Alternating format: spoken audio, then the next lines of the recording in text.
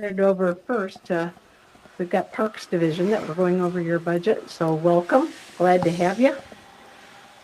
All right, good morning. Dan Lord, Chief That of must be Finance and broke. Operations Division. I'll be spending a couple minutes with you here out of the gates talking about really a critical juncture point in the budget making All process. right, we are live. As it pertains to fiscal year 27, which is set to start on October 1st. Super live. So I'll be giving a couple of updates, but then we'll shift over to my colleagues and friends at the Parks and Recreation Division. Very happy to have Buffy and Tom with me here today. So I know I've been gone for a couple months, but this is a graphic that I've shared before. It really articulates the chat the length and complexity of the budget process. So the white boxes, you can kind of look at this as a clock, it's starting up at the 12 o'clock hour back last August. All right, everyone. We got Tony kind of staying over here still, but it's me, Nate, and Skeeter, and Tony Fellows doing our live stream here today on June 10th at this NRC meeting. Is definitely going to be a little lower key meeting, but the couple discussions we've had this morning with people there, I think it's still going to have some good information.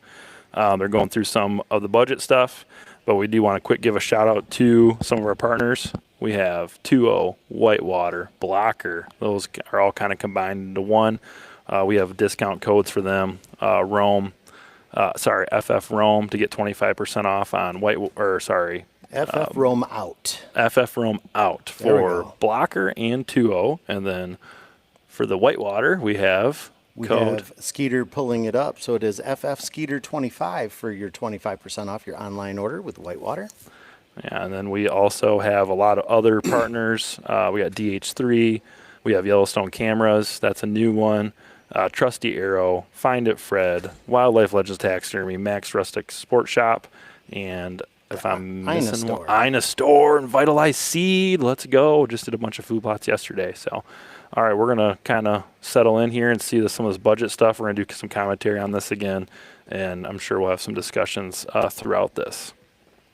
Pretty much captured over here in conference committees. So late May and mid-June, again, we're right in that sweet spot. Yeah, absolutely. That's our next anticipated step. That is our opportunity for department leadership. Our appropriation subcommittee chair. So in the Senate, that's Senator Cherry. In the House, that's Representative Borton.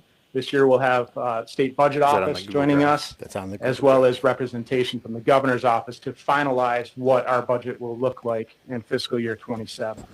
So a little bit of optimism in terms of the timing. Last year, the budget process extended into October, went extremely late. There is a statutory date that doesn't have a whole lot of teeth in early July, but there's still some optimism that the budgeting process will take place since we're in an election year, allowing officials to go back to their districts to continue to campaign.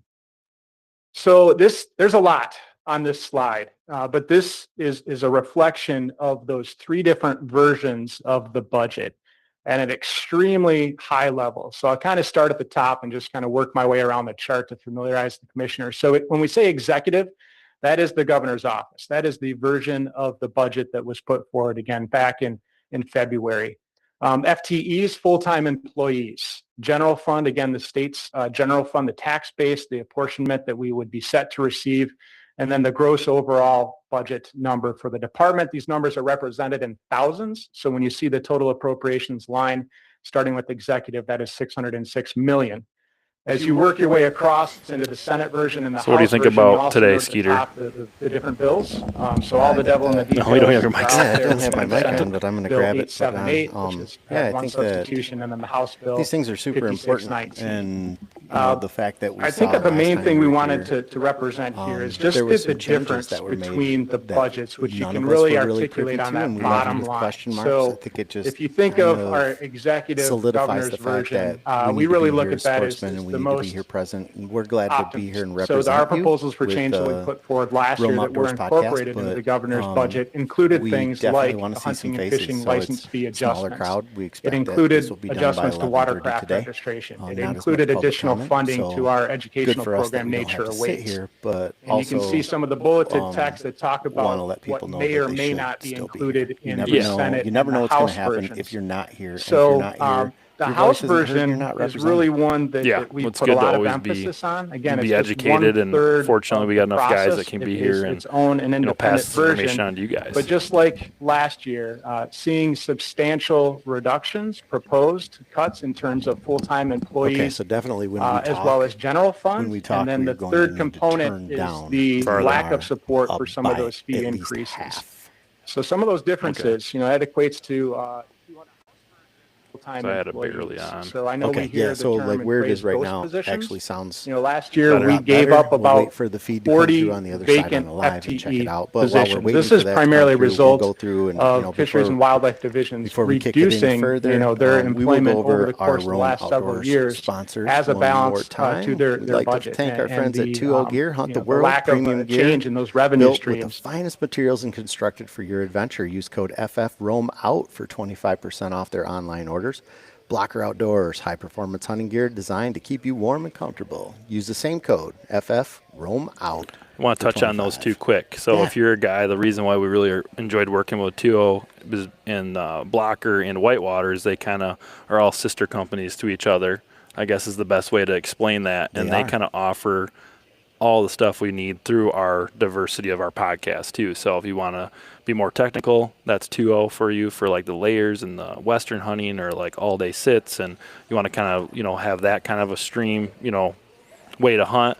But then also Blocker is awesome to add in there because if you want bottomland camo or you want to do some turkey stuff to finish the series, turkey camo is really nice. And obviously Whitewater gets you some fishing gear. I have some Whitewater stuff and I love it. Super comfy. I may have 1,000 pieces of Whitewater gear. It seems like everywhere I go, I'm wearing some sort of a Whitewater. And if you want 25% off your online order for that, make sure you use FF Skeeter 25. Yes. They will set you up. Got another code for you. Trusty Arrow. Yes, sir. Trusty Arrow, because every bow needs a trusty arrow. Use the code ROAM for 10% off your order. And Brenton USA, hunt with confidence. Use code EXPERIENCEWILD10 to get 10% off your entire order, and that's pretty significant. Yeah, I mean these discount codes use them, and Yeah. you're supporting all the guys that support us are either local to us or we have relationships with the guys, and some of them are small businesses too. Yeah, so support the people that support us because we can be here to support you. And then we have Brenton USA. I'm taking this one from you because I know you like Brenton a lot. Please. Hunt with confidence. Use code EXPERIENCEWILD10 for 10% off your entire order online. So I mean that goes all the way to a full complete gun. That's it. Anything on that website, you use that code, you get 10% off. So I mean, From a hat to a rifle. so you can tell your wife or your significant other, hey, I saved a whole pile of money because I have a code. It was on sale, honey. Yeah. That's why I bought That's it. And The it's more on- you spend, the more you save. It's online ordering anyway, so you can just buy that hat and hand in the receipt and buy a rifle. Absolutely. Absolutely. All right. Let's see what we're talking about now here. Still on the fiscal stuff. It's kind of interesting to see what they're going to go through for all this. I mean, some of these, budgets and stuff, the DNR have been really talking about how they're lacking funding and they're, short on money and they need to increase tags and all these things. I mean, that definitely played a role in some of these reg changes they're proposing to change for this year and next year to help with that. And that was one of the things that $1 rule was going to help with by being able to use the same tag structure for that. All right. We do one, I forgot to add this, but Yellowstone AI trail cameras. We actually have a trail camera sitting here on the table. That's a new partner to the show, and we will be offering a discount code to all the listeners. Yeah, look at this bad boy. We got ourselves Those things a are box. super awesome. Yeah, they're nice. They have data plans that you can share data with, those things. But as soon as I have that discount code, we'll send Adam a text and be like, hey, what's that code for listeners to have a percentage off a camera? Tony's joining us. Did you get your camera all set up over there, bud? I think so. Good deal. I think so. I'm going to mute you until you get that figured out. Muted. All right. I'm kind of curious on some of these. Can you see this, Skeeter? What are you thinking man. about when you look at this, fiscal year budget? Is there anything that stands out to you on that?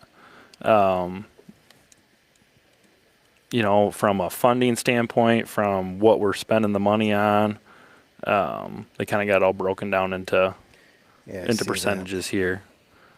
I'm actually going to try to pull it up on my computer because Is that not big enough for my you old- still? Oh, I can see it, but I We got to should lean make over a you. little We bit. should make you sit. I'll make this bigger. I got my bifocals on. Okay, game and fish, park improvement, federal, land, marine safety. Yeah, I can read it internally. I'm just trying to kill some time. I don't know. For me, some of the stuff I would like to know, like law enforcement, and I think it's it's in thousands, right? This isn't. So when you see Yeah. 56,000, it's actually much more than that, right? Because I know one of the graphs they showed, I was like, that doesn't make any sense. But then I remembered it was in thousands, not in. Well, is that whole budget $500,000? No, I think it's 543 million. Oh, I was going to say. I think it's like, a million. You got to put a couple zeros at the end of that. Yeah, there's an asterisk there. So some of those percentages, like, okay, what the heck? Like if it's 56 million going into, each thing, just nice to know. All right, Tony's back. Sorry, buddy. Maybe we should have been You listening. had me on mic one? I had you on mic one, yeah, because you're 1, 2, 3. Oh, fair enough. Fair enough. Yeah, there you go. I can tell. Well, I should have known I was on mic one Paint because and the rust volume was blaring off and of you're picnic deaf. tables I am deaf. because we Yeah, couldn't afford sitting new here ones. suffering in silence. I'm like, That Few more mindset. ones. All right, I'm doing gonna turn this whatever back on. it Let's see what takes, this is. Stretching every dollar is part of why I care so much about the budget and why we're talking about this story today. This slide gives you a sense of the scope of what our division manages. We have over 700 full-time staff. We have 1,300 summer workers and welcome about 38 million visitors each year. We manage 103 state parks, soon to be 104 with the new park in Flint. We oversee more than 13,000 miles of state designated Interesting. trails, over 1,200 boating access sites, 19 state managed Oh, harbors, Jake. and 63 Jake responded. What's local up, Jake? grant Good morning. members. And we support roughly 1.2 million camping and lodging nights annually. Before I go any further, I want to give a shout out to our staff. During our peak season, we have about 2,000 people working to protect Michigan's most treasured natural and cultural resources and keep these places special, safe, and accessible. You're going to hear a lot You gonna about pull up the numbers DNR on today. yours, I am. Skeeter, Real so you can see stories of it? the people that make it all possible. In addition to working with the NRC, we're guided by several advisory Go to groups. Facebook and the share Michigan it. State Park Advisory Committee, the Waterways Commission, Oh, I was gonna see. the Trails Advisory Council and its work groups, and the Belle Isle Park Advisory Committee. One person I want to call out is Chuck Nelson. He's the vice chair of the State Park Advisory Committee. Chuck was a long You know what I forgot? professor To print out the at Michigan agenda. State University, and he's guided we have it scores on of our our phone. employees Yeah, we have it over right the here. years Right here. in the responsible natural resources and park management that we've established today. Many of our staff, myself included, have benefited from the professional foundation that he helped build. Kind of nice to go over that a little bit. Our total division funding this year, including operations, capital outlay, and grants, is $193 million. A few things to note, 97% of that funding comes. Yeah, so they just said that. Like if it says 193,000, that's actually million. So 193 million dollars for Parks and Rec division For improvement. for improvements, and they Okay. they're adding one more park for that. The park improvement number is giant. Like That's a big number. like what is considered a park improvement? Because I think a lot of people could say like, hey, our habitat's not necessarily the greatest in these parks. Like we need to do more things, but maybe that's So I think park improvement could probably be broken down into 200 different categories. for sure. Like there's new construction, there's rehabbing of different things. You know, like I know out by me, I live across the street from a state park. Yeah. So, and it's a very large state park, being Muskegon State Park. And I see they're doing some improvements right now. Their whole winter sports complex is getting a rehaul. They put in some new hockey rinks. They're working on the luge out there. There's a lot that goes into that. I mean, I know that there's at least one of those millions is going into that. Okay, so here's the revenue. They get 89 million total. 89.7 million, but passports make a big chunk, and then camping revenue. Wow, 58%. Yeah, so From camping. I'd say that if you're looking for where the improvements are going to be, you got to look at where that money's coming from. It looks like a lot of that improvement's going to be in the camp. Yeah, so like maybe that could be a lot of different things. That could be paying people to manage it. That could be paving. That could be adding electric. That could be bathrooms. Who knows what? I mean, eat up a lot of money really quick in a camping Well, aspect. I know that the camp is actually in charge of the north side of the pier for the Muskegon State Park, and they redid that all this winter, and there was yellow iron sitting out there all winter long. That stuff's expensive to run. Okay, Matt just shouted out. They just redid Sleepy Hollow State Park, paved a bunch of the lots for campers, all new bathrooms and electrical. Like I was Yeah, saying, man. I mean that can eat up a lot. I mean, I'm in the construction, so I can see how some of that stuff can add up really quick. Absolutely. For that. So.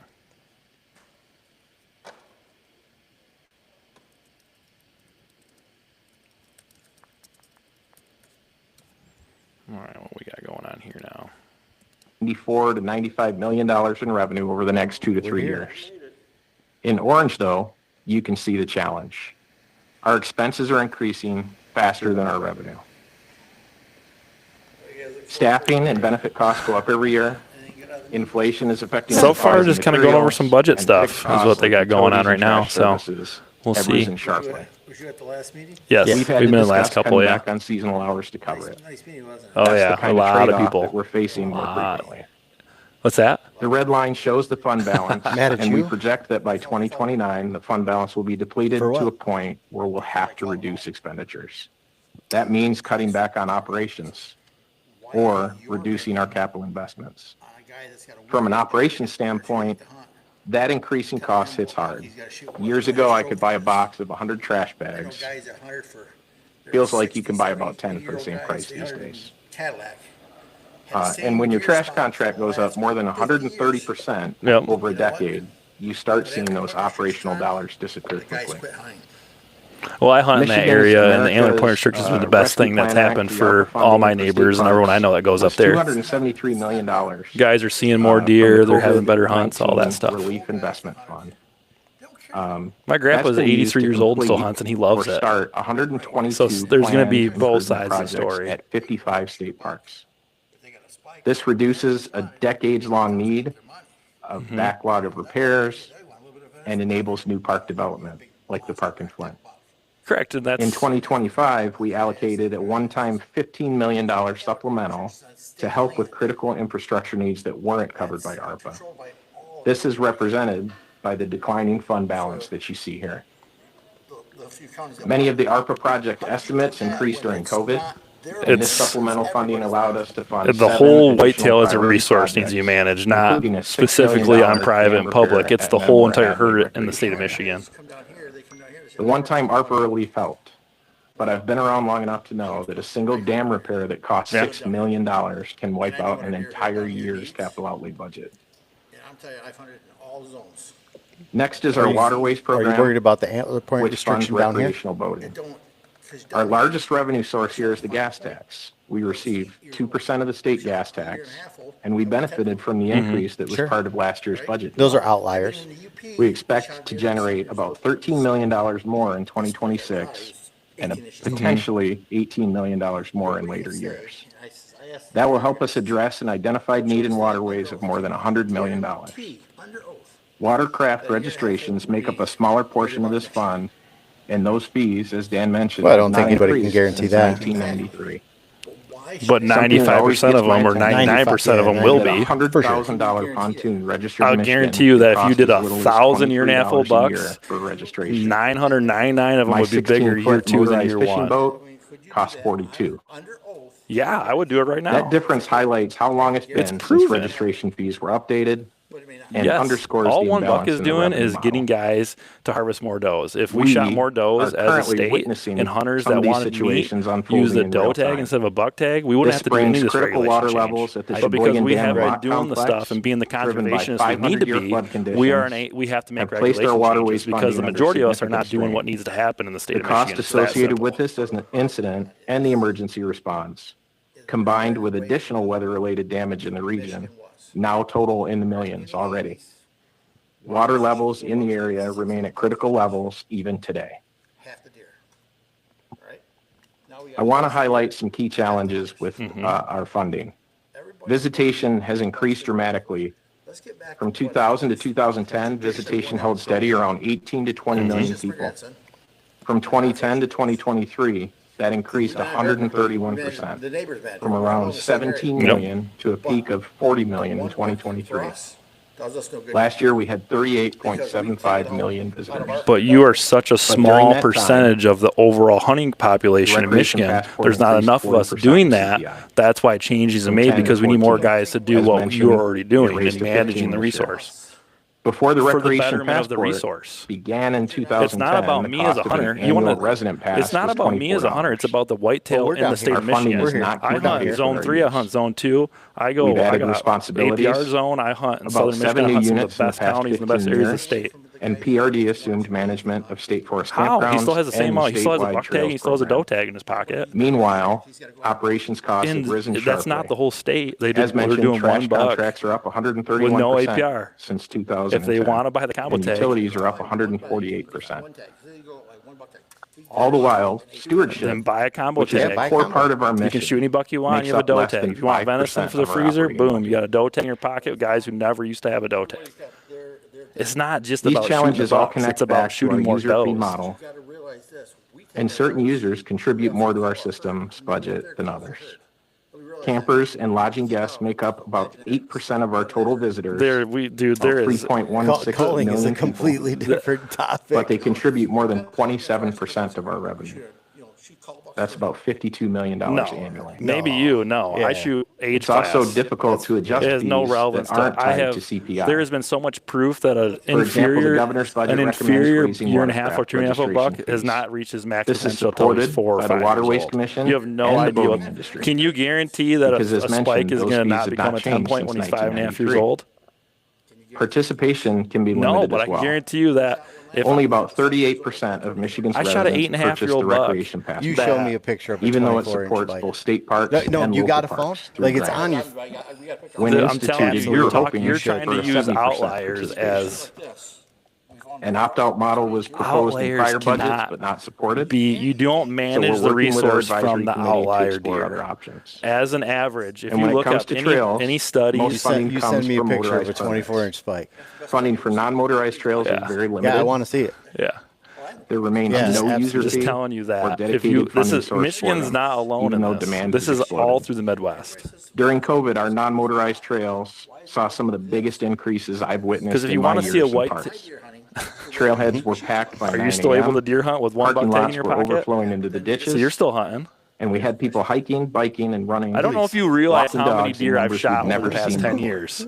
Like, Some trails that used to have a dozen users yeah, on on a what weekday kind of a deer are you shooting suddenly though? saw So like, hundreds. so to betterment the herd as All a of this is as a great. whole in the It state of means that Michigan, our people you are don't want to connecting lose with your their second buck outdoors, tag because you don't want but the the state to be funding better. to maintain I'm willing these to give trails up my never second grew buck with that tag demand. and to hunt these And areas that where I have mismatch multiple is one mature of our deer biggest running around challenges today. and give up the opportunity to this part is of the the best passport, option we have You think moving it's an forward to try to educational do better thing, for the or whitetail herd. why is I have- participation so It's low? that I mean, simple. And then I may be another outlier got because 2 I haven't kids, killed a buck in shared Michigan vehicle. in 5 years. We got it on theirs. My wife has it on hers. I have it on because mine. I kill 10 does a year. But why do you? Is it just an awareness Yeah. thing? And or I haven't- What are we missing here? and as I far as haven't seen- participation?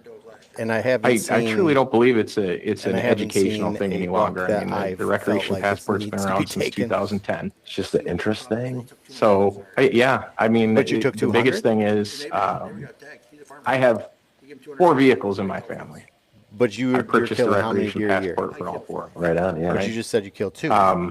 But people have to Okay. cut costs somewhere. My family shoots. And if there's a way to cut So are costs you that's are available, you they're going to do seeing it. a And who can ratio blame them? of 1 to 1 So if you for put it on bucks one and does? car and that's the car you take to state parks, I mean, we are. then that's the way it's going to work. Yeah. For that 1-to-1, How big's your property? 598 acres. Okay. And the neighbor's got 640 acres. The property next door is 380 acres, and everybody's managing together. But we found out we've been getting rid of these bucks with eyeball racks, nasty racks, and letting Just 2.5, $10. 3-year-olds go. Right. Well, it's 15 now, but yeah, to your point, Now we're getting yeah. nice passport, rookies. folks, please. We're getting Yeah. good genetics. You can't say every buck's gonna have good genetics. No, they don't, but they need to express their max potential, and that doesn't happen until they're older. You don't know what they're going to be when they're a year, 2-year-old deer. You need to wait until they're that 4.5, We 5.5 partner year old with the to see their Secretary max of State, potential. and we have materials that are included in your registration renewal. Although I will say that the majority of people now probably go to a kiosk or go to the internet to do that. So there's less FaceTime with a leaflet that comes in the mail or something like that. Yeah, So, I have a blind that my grandpa yeah, I hunts that think the looks very biggest similar thing to is just to that. stress what a value it is. That is, Where that's looking at my chest. someone shot it into the blind. Shot over the property line. Oh, that's going into the blind. Okay, Jeez. for the next slide, as you can see, the recreation passport And then they went. continues to be the most affordable Yeah, park pass in that's the a region. whole nother And topic. honestly, it's cheaper than many of the county park systems right here in Michigan. I mean, if you're in southern Michigan, that sure looks Michigan's a little bit different recreation than passport, again, is only straight wall. $15, where a resident park pass for Ingham County is $40 and $50 if you don't live in the county. To put that in perspective, I've talked to families who tell me they can take their kids Looks camping, like it's been drugged Yeah, behind the trail. trail. yeah, it's dead. launch a boat, or spend a day at the beach all year Looks- for the price of one Okay. takeout night Had an arrow to get broken off pizza. right. During COVID, when people were getting outside in Oh, record yeah. numbers, we heard When- over and over again that the recreation passport Yep. is the best deal that they've had all year. Yeah, I bet. Yeah, And that's great. gangrene. We want it Oh yeah, to that's stay what is that? Is that affordable. was that a But buck or was that a doe? affordability isn't alone Yeah. enough Shoot, I to mean- solve our long-term Yeah, funding that's fine. challenges. I mean, As a wounded reminder, deer. All right, how old do you think that is? resident passports were $24. I mean, it's hard to tell exactly from that picture, but there's some indicators that make me think it's That's at least 16 3 years ago. because it's got a dark head, So it's it's still got a blocky $9 head, the cheaper than bases it look was good. I 16 mean, years four ago. 4-year-old deer, Decent chest. yeah, decent chest. Given in that rising picture, let's say. visitation and the growing strain on our infrastructure, our advisory committee and stakeholders, Yeah, it looks like like it's Environment rutted. Is Michigan, it are gutted right now? recommending Yeah, it a looks fee gutted, increase yeah. or an adjustment to help Oh, it's not ensure gutted. long-term sustainable funding for the park system. Say It's a younger. The goal deer is than what you not think. Yeah, to make it 3.5. expensive. 3.5. It's to make sure that we can keep the doors open, 2, we can keep the restrooms repaired, 2. It's hard and to keep tell the in that trails, picture, but beaches, and dark campgrounds heads. in good condition for millions of people that use them. Call bucks, and that's the bucks we're getting. That's a call buck for you. Or That wasn't a call buck. Even Oh, with okay, the so ARPA that deer funding, could we're have had grateful potential to to be receive. amazing. Yeah, that, We still that's have a I mean, we're having a couple $747 different million discussions here. Like, if you're unfunded trying maintenance to, backlog yeah, like across our that deer parks, could waterways, become who and knows trails. what. But you know how old he is? Our fiscal and a year half. capital 1.5. outlay budget for 2026 is Did you get his $33 teeth sent million. in? 3. That's only about 4% of our need. But that's all he's ever been. Some of the examples shown Yeah. here He's ever been. He's never show been bigger. what we're facing. We're talking about The a roof couple beams different at the Michigan topics Iron here. Industry You're Museum, a guy that manages your cracking property under and you have snow really load. good neighbors. I can relate the same Boating thing. access I've had 2 sites with county damaged record bucks ramps and shot in the approaches last 5 years. that look all in the too counties I have familiar the to opportunity to voters, hunt in the like the area. ones So here I in know Macomb all about County. managing. I've been in Trail that bridge space for failures, 20 like the one years. shown here from a There is snowmobile not. trail route. We are in the Lewis County. minority in the state. For sure. So this There are also going from roads 2 and bucks to utilities 1 buck in is not a parks like reflection on Fisherman's you as a Island, hunter, Fort your Lake, group of guys, that or are the in serious managers. need of It's investment. that we are outnumbered. There Along is the not Detroit River, the same amount of State people Harbor needs about are putting effort $5.5 into that million managing in process improvements, to and shoot nearby enough boating does in the access state sites like and St. to Jean manage and the Del resource Rey the way need you about and your $3 buddies are million doing it. each So that's if why we these want to regulations need improve to happen. public So it's access not a to the personal Detroit attack on River. you. It's not a personal attack on your buddies. The reality is that we're struggling just to take care of what we do already. And without additional If you need a support, call we can't buck shot, expand when to people in take 1 on buck new states know what they do, they bring buddies or down. meet growing Your buddy public in share. Cali, those old guys in Cali that don't hunt no more, take them out and shoot one of your call bucks. So everyone sure. here is probably wondering, still- Especially you can when you're still saying manage how your we herd the way manage you all need of You're to. sitting on this. 1,000 We acres still of carry out our property that mission. is managed 2 by. things, our I mean, you got people 1,000 acres and our and it's all partners. managed by you and your Our neighbors. staff but you got continue to one neighbor that's innovate taking and 200 find deer. I efficiencies mean, he's wherever they taking can. 1 deer per But 5 acres. that only takes us so That's far. less than the Emptying trash density of the bags and state of reusing Michigan, them or that's only takes you so more far. than the density of the state of We Michigan. rely heavily on partnerships, philanthropic support, and grants to help maintain our level of service. We've had tremendous support from organizations like the Mott Community Foundation, Where was he the wounded? New Flint State Park, the Ralph C. Wilson Jr. Foundation for improvements at Belle Isle, and many county governments who step up and help operate or co-manage parks. Friends groups play a huge role across the state. The Belle Isle Conservancy Yeah, they're pretty tough, but and other yeah, man, partners, it's your from cat. You can accessibility feel whatever you want, organizations yeah. Yeah, for sure. to the Bob Ross Foundation, help support programs and opportunities like free reservable track chairs or our annual Run for the That's- you Trees, said which has that's a become year a and a half national buck? fundraiser. That's what Okay. we tried to leave. Are you getting these deer I'll wrap age up by from saying this. sending the teeth The in, or how Parks you and guys Recreation aging? Division has always burned bright, no matter the challenge. Get it. After 31 Okay. years They in do this the division, what I've is it seen it called? Like deer age firsthand. does the But even the brightest fire needs wood. scan it or whatever. And we they all do. know these days Sure. wood is getting Yeah, more deer age I expensive. think is one that I've used. Yeah. With rising visitation, growing responsibilities, and increasing infrastructure needs, So that's your sustainable second funding buck? is more important than ever. And again, I'm just an operations guy. Okay. I'm good at mowing lawns, fixing toilets, and registering camps. Budgets are not my natural Absolutely. habitat. Need more guys to do that. So for the tough Yeah. questions, So you got both your I've bucks in brought the along bowl our then? budget section chief, Buffy Coulter. Nice. Yeah. She's the one that actually understands the numbers. I just know when the grass needs cutting. So thank you very much, and we're happy to take your questions. For gun season. Sure. My grandson got excited, seen his first buck. Has this been brought before the Perfect. House and the Senate? Oh, we got a break coming up here. Yep. And I don't mean just your division, but Yep. You gonna Every talk division. today? we Yeah, you gonna had talk dinner today? with some legislators Okay, last nice. night, and Yeah, We'll they, listen to ya. that card I gave you's Had got the my cell phone impression number. that Text it over, when man. they ask the Make sure you questions, include they your don't name and get stuff like that. good answers from wanna the give you the credit. department, and I think that's tragic. So, We'll look at the financial. question. Yeah, I'll jump in on that one. Last year, I know in the House Appropriations, they started by bringing in individual Yeah, absolutely. divisions We'll to listen give to the ya. deep We got the dive, live kind of stream like going right what now, you've heard so. here. And I know former Chief Ron Olson did present at that point in time, but they only went through a couple. So we're always answering the call whenever there's an invitation to do it in that type of a public setting. Hey, and that's put the that's why we information want out one sure. buck. Make guys think Due about to it. the urgency, Yeah, Yeah, gotta make a for sure. choice. I think certainly appropriations, you may want to Yeah. reach out to them. I'll just shoot the biggest one I As can. well That's as what I'm going measures. for. That's what it is, and I'll bring other people out to shoot I've other ones. hammered a lot of does in the process. Appropriate and appreciated, and I think they're awaiting. Awesome. There's your call box. Another quick response. Each year, we do a formal presentation for both the appropriations subcommittees. So we do it at the department scale, and we have presented Yep, on yep. some of these needs. They'll come in Deputy and Director Lott here. Thank you. come in. That is not an accurate statement about the department. Oh, So I geez. just wanted to put on record that we have been over there pounding the pavement repeatedly, as have you. yeah. Thank you for that. We are constantly in these committees. Every time there's a bill up, we provide information, we provide bill analyses. Pretty cool. We've even met with people that aren't really interested in natural resources because we want them to know what we do. Keep waiting. And that way they are informed when they vote on things or when they're asked about things. So we've heard that a couple times from some of the folks I think that you're mentioning. And the door is but we closed. have provided No. hundreds of He pages came of up and I matched his documentation, energy a little bit. I don't know if he especially liked that since or not. I last can't summer, all tell. of the issues that you're hearing about from every division and every budget that you've seen here.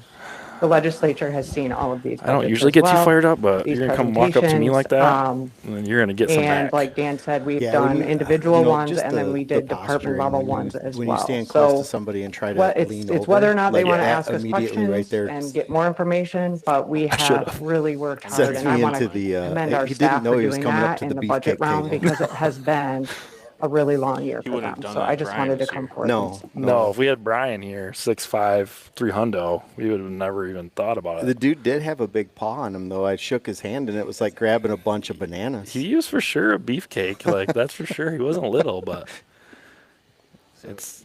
Yeah, I'm Nate. Yes. So what's your other, like, how have I seen you before? So we do the Rome. Yeah, we do the Rome Outdoors podcast, and I used to do Michigan Wild. So on that, I've been on Bowhunter Chronicles stuff and kind of been around the space. What was your first name? Tim Helsted. Yeah, we're friends. We're on social media. Yeah, absolutely. Yeah, Tim liked my my coyote flub up Yes, a yes. couple nights ago. Yeah, we've been doing this as a group for, I think we started the Rome stuff in February, so, and we've been doing filming Rome Syndicate stuff for, shoot, this will be year 2, so we've been kind of just a group of guys just getting together and just going to meetings and doing the best we can for all this, so, yeah. So what did you do? You had YouTube stuff out there too, right? Yep, so we do, Rome Syndicate's the YouTube page, which is what we're live streaming on right now, and then I've done, Michigan Wild for like 3 years. That was a podcast I did. Where probably there. I did that with Sportsman's Empire. That was a part of like I don't know if you've Nine Finger Chronicles. Like he was the boss, and I did a podcast for him for a while. So, yep. So We watch all that stuff, especially in the wintertime when it's yeah, nothing better to do. Mm-hmm. so yeah, I've seen your face a lot. Yep. The ginger beard has been around. That's for sure. Yep. Yeah, you gotta have a big beard to be a part of us. That's kind of like the standard. He gets a buy. He Yeah, gets you a buy. get a buy. You get a Keep going, pass. dude. Get some Miracle Grow on that Yeah, thing. yeah. You're You good to you go. get to be 18. It better be starting to poke. I was sixth grade. No, shade. Oh, step it up, man. Yeah, man. Are you? What area are you around? We're from Horton, Horton. Okay. so like you know where that's at. No, I don't. I'm It's by drawing a the blank. Who's, right? Yeah, Horton. Yeah. That is right by there. Oh yeah, Spring Arbor. Just south of Spring Arbor. Like, Okay. Make it into Spring Arbor in 8 minutes. Okay. Nice. It's not too bad of a drive for you today. No, it's an hour. Hour, yeah. Nice. So you spend some time in Ohio then? No, I would like to. Yeah. Never have. Okay. You should. You should, yeah. We've thought about it. Because you're not. That's not too bad then. Yeah. But in my, maybe I'm wrong. I'm like, we're so close to the border. I feel like that's where everybody's gonna go. So Yeah. we gotta go farther. I would assume. Maybe Yeah. Not. Maybe we're driving past. When you go, have you hunted out of state before? Never. Okay.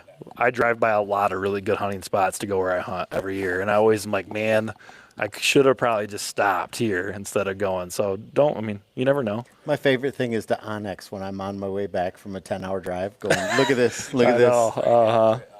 Yeah. We'd like to do it. Because so all my family hunts, all my kids. So I got 4 kids. But we're a little hemmed in. We've got like probably about 350 acres we can hunt, but it's a lot of field. Okay. So like, Yeah. Nice. And Yeah. we get up there Yep. and along the whole stretch of Lake Superior, we went from Yep. Tequaniment, Hey, he'll all the be way over pounding to Grand public for you Marais, pretty soon. So just no send him on vacancy. missions and he'll be good to go. kept going, or Munising, no Here's vacancy. get some wheels. Here's a little Get gas going to money Marquette. and go scout Yeah. this. Yeah. Yeah, vacancy. go find a spot there, But we bud. stopped at each Oh, man. campsite, each All right, what we park got going on right now? along We're the still way. into the budget and talking just the about beauty campings and of park these sites different and, parks. um, What a and jewel how for the beautiful state of they are in Michigan, the the state of residents. Michigan. I can appreciate And that. they're all full. They were Nice. all full. Are you Then I talking got today, Tim? placed in Marquette Okay. for a hotel room, and right. my wife assured me Yeah, I was let me not get being up there. romantic. And let's just go, and we'll figure it out. But the parks that I saw along the way, just unbelievable. It's all good. It was And, great. That last one what a was- resource for the state of Michigan. That was a and marathon, citizens. brother. So, Marathon. Last two were. good stuff. Dan, a little bird whispered in my ear that you might be leaving us. And first of all, I want to say congratulations. But I also want to say what a loss for the state of Michigan. no, we all drove up in the morning. Enjoy your knowledge, your professionalism, and the state of Michigan should. has a If little we bit have of a another loss big with one, you we should leaving. do But it. I want to say Try to get it, congratulations yeah. And set up to a you moving podcast out. wherever we're going. We're going to Yeah, a just bar go, and- yeah. Thank you. Appreciate that. drinks. Still going to do related work, just in a different role, different seat. So look forward to Yeah, we'll continue to probably have overlap with conversations the like the one we department. just had with Maybe help A solve lot of some people, problems yeah. from a different space. Yeah. You stole my thunder. I was going to thank you. You've been Sounds like someone's tremendous. retiring. Talking Dan. about that Having now. someone that Dan. oversees the programs you do that's a true problem solver is it's not only rare, but it's a gift to the organization. So It's kind of nice. we're going to having an miss you. agenda that's not The 4 commission will pages. miss you, and I know the agency will Yeah. miss you. Michigan won't, because I know you're staying in Michigan right now, so we're pleased about that. I do have a quick question. You mentioned at the beginning Eagle Mine. How much revenue has Eagle Mine brought in since it started operating? Any idea? Buffy. I know it's been 30% of the overall stream. I don't know if we've got a I'm just pie curious. chart that That's all right. Did our volume in- sound pretty It's in good? the millions. The volume on an annual sounds good. basis. I Sweet. can say that much. But we I should can- have muted that and Or- given him a or- mic that or whole did. time. You know, I lost a lot of sleep over I'm not sure permitting we that should have mine. had him I'm on just mic. wondering how I much don't we know. I think he was looking for that. brought back into Well, he came up investing. kind of looking for a fight, right? That's why into- I matched energy because And correct me if I'm wrong, That's how I but felt. I believe That's okay. some I of left that the goes volume to the on. Department of Did Ag you? Did you? okay. And I had him on camera. for Eagle Okay, Mine. perfect. In the fact that It's they definitely served on the, aggressive. I like. I'm all for a conversation, what was that but committee? when Sorry, just because you get loud doesn't make you right. Rural Development Fund Board. And everybody's And entitled that to their money opinion. I'm that came really to good the with Rural that. Development Fund Board under the Department of Agriculture But went when he to, starts rural businesses. pointing at us like we're the state of Michigan, saying you, Typically, the revenues. Yeah, you're taking a buck go back away. to I was like, originating "Yee!" fund Like- source of the parcels involved, so. I did not. I have did a not. headset. Could be something there, but headset. I'm not I've off got, the top of my head. Wasn't a lot I of have money, the other but it headsets. was That's it. Okay. I do enough right to there. give away. The wireless one, a single one. Any other questions, What you thinking? commissioners? he's brainstorming. I do Thank have that you. too. We have brainstorms on how to For close people who the come up, gap. yeah. I mean, you can do it with the phone. You can do it with that. I don't know if that mic will do it or not, but All right, well, we're still in governance and finance I committee. don't know. We've had See, a few the of problem- us have yeah, had but I don't know if discussions it'll work regarding on the our right channel or processes, not. so I'm Is gonna it a separate turn it channel? over Because to that's the you, computer right Commissioner, now. if he wants to make a few My comments. minis are in my truck. I've Yeah, shared, that's for the computer going in. That's why we sitting can at hear your it. desk, I handed Yeah. out a Next time we will. I've got my Zoom. framework that You Commissioner can Oh, you record. do have your Hewens Zoom. put together. Oh, that's why you have This is such. this Just is for my thought. We're not gonna my go pod over it track. today, No, but it's a uh, Zoom. It's the old school one. It's the old if school one. You read could just it, press it and Commissioners, record. If you read it Run in your room. I guess leisure, next then we'll time we have could. some more discussion. If we have another guy Moving coming in all forward. like that, just be like, boop. Yeah, we'll just Thank you, we'll Madam just leave it Chair. out here in case shit goes awry. Oh my gosh. So I believe the actual. over the vehicle past is a few dictaphone, months, isn't it? A dictaphone. I've spent a lot of time I know talking words. one-on-one with stakeholders. And I while use it to people may record coyotes disagree on screaming in the specific middle of deer the night. regulations, the one thing I've Kelsey, heard consistently is this the is lack of important. confidence This is in both our important. process. He's off. Why is he? Oh, And our ability to clearly explain paused it. where we're trying to go. Stakeholders want to understand how decisions are made, whether their input is being considered, and what goals we are ultimately trying to achieve. I don't think we should dismiss these concerns. Public trust is our most valuable asset. That's why I view the scientific deer management resolution as only one part of a larger effort. At its core, it's about establishing clear goals and measurable benchmarks for deer management moving forward. The other part of that effort is governance. Over the past month, I wrote a governance reform white paper, which is focused on the commission's process. I want to be clear that this paper reflects the perspective of one commissioner and one commissioner only. It's not intended to be the final word on governance Streaming that reform, in there. and it's certainly not a finished product. I can't hear nothing. I see it as a starting point for a broader conversation you hear? amongst commissioners, department staff, Couldn't hear him. But I was just stakeholders, pointing and at others talking. who care about the credibility and effectiveness of this institution. I know others will have different perspectives and ideas other than my own, and that's exactly the point. One thing that stood out to me during my first year on the commission is how much our institutional knowledge and procedures is passed down informally. That's not a criticism of anyone. It's simply an example of how some of our processes have evolved over time without being formally documented. If we expect to modernize our approach to wildlife management, we must be willing to modernize our governance processes as well. To me, the scientific deer management resolution and the governance reform discussion are two sides of the same coin. One is about improving the science that informs our decision. The other is about improving the process through which our decisions are made. Neither effort is going to eliminate disagreement. Wildlife management is complex, and reasonable people will continue to reach different conclusions.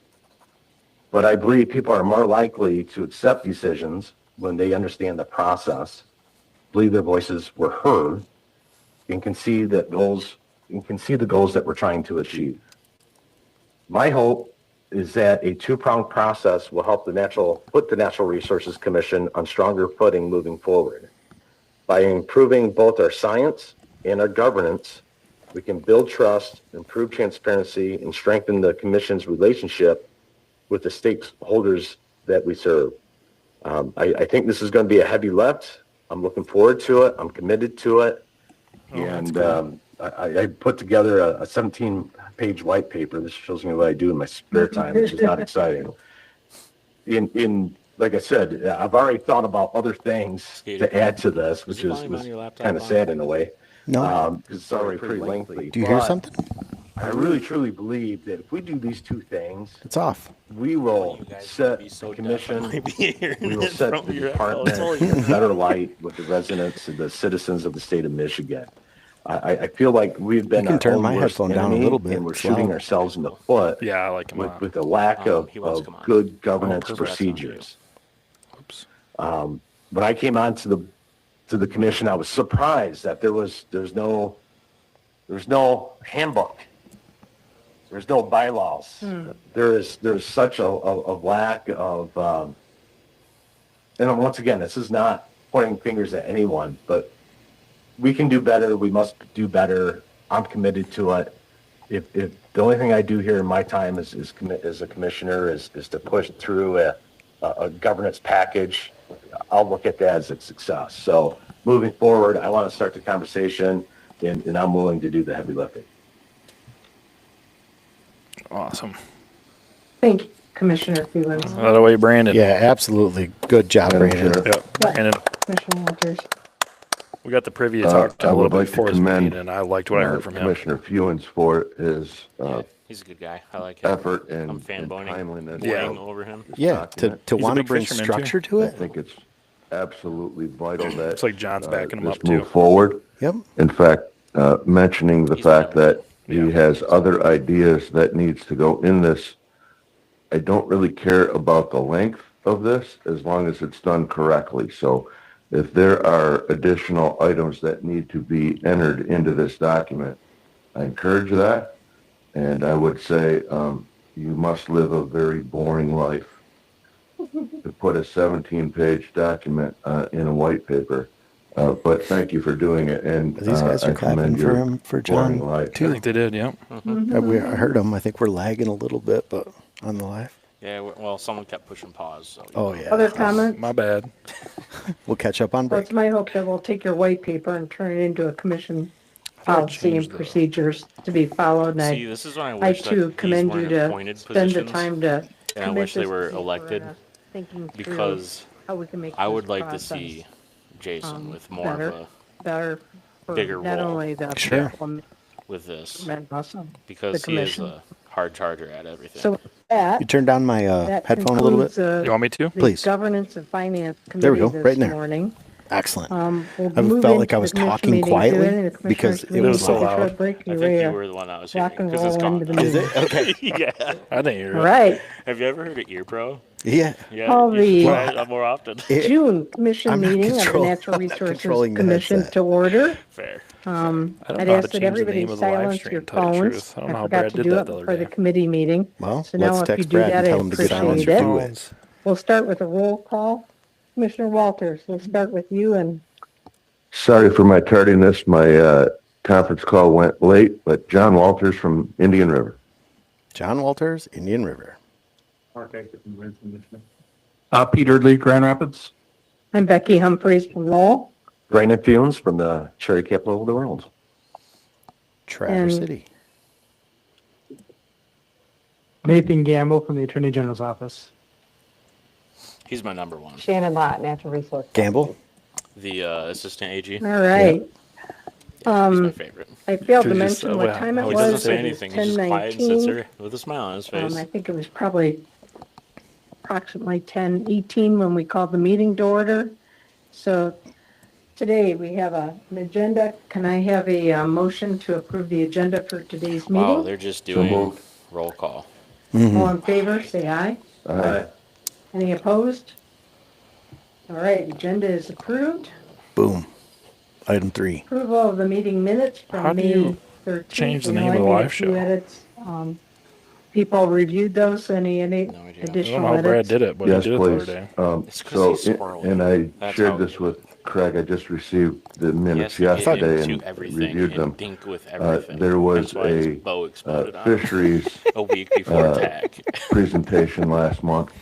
And during that presentation, I requested that the Uncharted Committee from the Fisheries Division come forward, obviously not this month, but perhaps next, to discuss the Uncharted Who Committee is? and what they're Mr. dealing Irby with, asked. what their issues are, and how to respond to. You ready to put a mic on? So I Get in here, dude. encourage them to do. Well, I so, can but do the that did not splitter and we can all reflect be the on minutes. there. Unless you just don't want to be on. Thank No, it's you. good. You can take it. Want to make motion? Producer Don't move. Tony is doing his role. And second? Okay.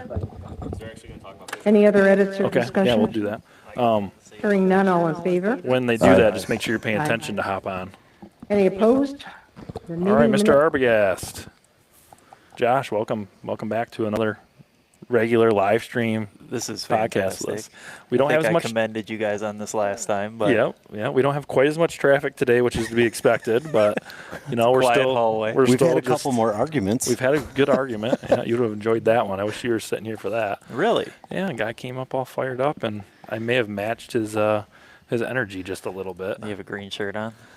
He did. He did. Okay, I kind of saw that one coming. Yeah. Freedom on the back of that Oh, hat yeah. kind of Oh, gave yeah. that away. Yeah. He told me that we were taking his buck tag away. Personally, Yeah. we Personally. personally went to his house and went in his freezer and took meat and then made old people quit hunting. Really, Yes, that's unfortunate. Really? That is not what happened at all. because he needs to have a cull buck shot and then an inferior buck that was going to be a stud in 3 years killed too. Yeah, I Okay. was wounded though. So you I actually looked for that I wound. didn't There was see no it. mortal wound. I just saw the blood from the double lung shot. He definitely hit it good though. Did he smoked just it. come out here and Smoked start yelling at Yeah, you he came guys? walking up and just What are you guys doing as a podcast? And then just started going to it. stood Oh, right wow. there, and yeah, Okay. I could have diffused it, but I was like, you know what, I'm ready to. Once I figured out what Feeling direction I was froggy. going, I started doing the math in the background. Did you see that? Yes. Like he was, my neighbor killed 200 does last year. And I go, how many acres you guys have? And I calculated the acres and they killed, according to him, his neighbor killed 1 deer per 5 acres. Oh. When state of Michigan boasts that we have 0.15 to 0.3 deer per acre. So we killed more than the state of Michigan average. He actually wiped out the population they shot with his 200 numbers. in 1,000 acres. That's a lot of deer. That's a lot. You don't ever want to have an argument with me and give me time because I will, while we're doing it, do the research and I know where to look for I the love how answers. you Thanks for asked. preparing me for that because I just will avoid that at all costs. Yeah. Yeah. He said they shot so many deer. Like, how many did you personally shoot? Well, I shot 5. You're like, does? Like, no, 2 bucks, 3 does. I'm like, well, you're really not moving the needle personally to the level that you should if that's all you're going off. Thank goodness your neighbors are. Well, now you'll be 1 buck, 4 does. Correct. Yeah. It'd be great. Now yeah, this is So I great. tried telling him, but I said, maybe your area is doing a really good job, but we need everyone. I was like, so you're not willing to give up a management buck for the herd health as a whole? He didn't really have a good answer to that, did he? He didn't. He didn't want to talk about that. Then he went back to, Yeah, he just completely changed Yeah. the topics. And then I was like, you keep bringing up 2 different discussions here. yeah, no, he was definitely controlling the situation and he was using a lot of buzzwords. Yes. Okay. So he was throwing out those buzzwords and basically just to say that we were interrupting his freedom. And, What are these buzzwords that you speak of? well, he wanted to focus on 1 buck until he figured he wasn't getting anywhere and he didn't have a platform. And then it went to the shotgun line. Okay. It was all the things that we've been talking about. I guess not buzzwords. It would be buzz topics Yeah. that brought a lot of people out. So then he showed us a picture of a deer blind with a slug in it, Yeah, hole in it. and then said, Hit the chair, yeah, apparently. did tell me he shot a 7-year-old 24-inch long spike. In the UP. oh, I whi- heard this story which at he the is- last meeting. Yeah, actually. this was that guy, He said he is sending me a picture via text. So we'll be waiting for that. And Okay. Yeah. we will, I'm sure, not rip that apart and analyze the shit out of that when we get it. Might be the next meeting that we do. Who knows? So basically, any change that came he forward. did not like was- the idea of losing on a buck tag and APRs. He was he had people who hunted the Northwest 12 that no longer hunt there because of APRs, and the area he dropped is literally within not a rifle shot, but like the area he said I have a good idea where his friends were hunting now is a very good area to hunt on public land because of APRs. That a lot of locals will tell you that's why. So I told him that my grandpa is 83 years old and loves APRs because he's seen more deer and more bucks he's ever seen in his life. Now, does he follow the APR? That's to be determined. But he has no problem with the APR. He shoots does, he shoots bucks, he shoots everything. He's had great hunting the last to be honest, the last 15 years of his life has been really good hunting for him. He gets opportunities every year. He goes to the property he's owned for 30 or actually probably 50, 60 years, and he gets to hunt the way he wants to hunt, and he loves it. He actually stopped talking about that and went on to that shotgun thing when I told him I haven't killed a buck in Michigan in 5 years. Well, How do why, you do that? Well, why not? And I said I haven't seen one I wanted, like, but I've killed my quota of does every year. Yeah. It's like I smash all my does. And What is this goal thing? Hold on, sorry to interrupt. This is the hunter education, Which and, is the marketing public. and advertising agency of record. That's Go for it. It's the public. This is the Wildlife Council report. Oh, okay, gotcha. They're actually having a meeting here today as well. After this. Yeah. Yep. Gotcha. You know, it's kind of funny that so I understand the APR thing. Like, I think when you tack the APR on one buck, it gets way more complex, right? Yeah. Like you start losing people a little bit, the public buy-in and support and all that. And I get that. But I think if we're managing deer, if we're actually managing deer, and you're listening to your biologist and they say, well, that's what we need to do, that's probably what we should do. When you start throwing these things back at people like you did with, well, I haven't shot a buck in a couple of years, I think that's shocking to a lot of people because they're being trained through the social media, the negative side of the social media. Like, they're being mentally trained by staring at these things that we're trophy hunters. Yeah. When that's not the case at all. You haven't shot a buck in 5 years. Yep. And I'll argue that I've probably shot some deer that I shouldn't have shot in the past 5 years. Yeah. You know, Yeah. and if we're talking management, right? I do shoot my fair share of does, but I'm just saying. It makes everyone across the board look at it differently when you do this one buck thing. It makes everyone just automatically rethink what they do, and some that's going to matter to them more than others. Some people will be like, I only can shoot one buck. Oh well, first deer that gets me happy, I'm shooting still. I don't care. Maybe nothing changed for them. But then guys like us, it might be like, well, shoot, I have one tag and this is my year, and like maybe I'm not hunting a deer I would have hunted in years past, or I'm not hunting an area because I don't have the intel I like, or you might sit out there on that nice early October night and a beautiful buck comes by, and you're like, man, I got the whole year yet. I'm gonna let him go, and that's okay. And that's that's the thing that people. It's like you gotta shoot your bucks. Like, it's okay not to kill a buck. Like, I end up in a weird spot because I'm here with you guys, but I'm a little bit of the older generation. So like I remember climbing a tree with my bow in the late 80s. So I've got that Michigan Hunter big banana box that's in my basement that's full, a banana box that probably has 30 bucks in it. And you go, these were the trophies. These were the Michigan specials. Any buck with a rack was a trophy for generations. And under $1, that's fine. That can still be your trophy. Like, that is, if that's your trophy, that's your trophy. But again, let's not exclude the fact we're using the term trophy right now. Right. So for sure. again, who's the trophy hunter? You know, I have picked up quite a few boxes of racks at garage sales over the years, and it's like, this is where these things end up at, right? People just get rid of them, like estate sales. You can't take it with you. So like, let's do the responsible thing while we're here. And that's what I tried telling him. I was like, you're changing the focus from you and your like area, 1,000 acres. It sounded like his co-op was, or whatever you want to call that, like access. 1,000 acres that gets 200 does taken off it a year. He wants to kill a cull buck first, and then he wants to go after a trophy buck. But the buck that he showed me that was his trophy buck was one that was wounded. That wasn't his cull buck. He had so he should have 2 cull buck tags. He had a 1.5-year-old 6-point that he said was 7 years old. That had a 3.5 skinny little nose.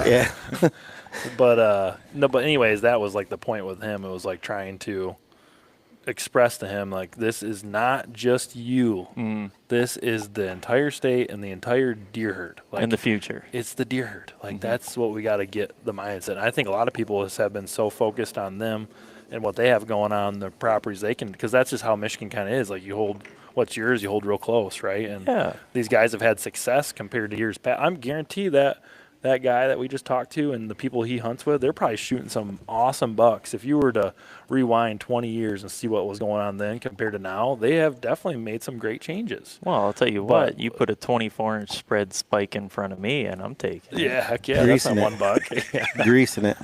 That's a once-in-a-lifetime opportunity. The cow horn? Yeah. Yeah, dude. What do A cow.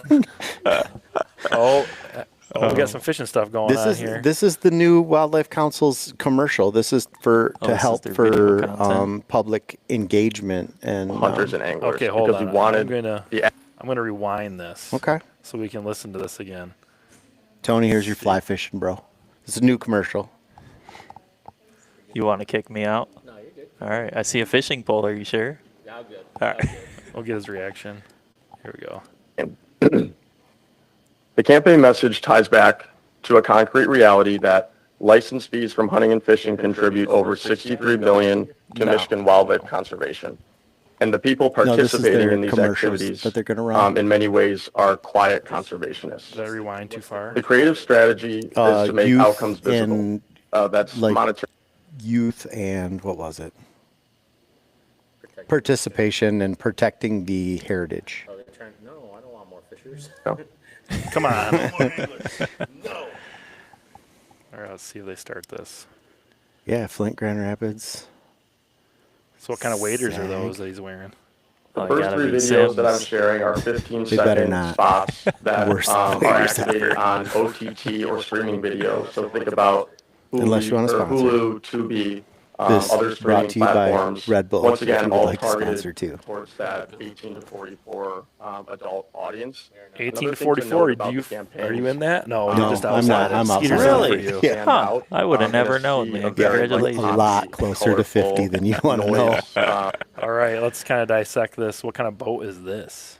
Is that a riverboat? Yeah, man, that's a drift boat. Okay, is it wood on the inside? That whole thing is wood. That's Oh, a nice really? drift boat. A wood That oar looks with the fancy. teak and the nice oars, and it's got some woven seats inside of there. Okay. That is a boat for guys who wear Sims, because when you wear Sims, you need to step out of that boat onto that bar like you just did. Yep. Because that's all they're good for. Oh, Yeah, and then get back in the boat. Like, don't try to walk up and down that river. so okay. All right, let's continue this. This is great. Build ads.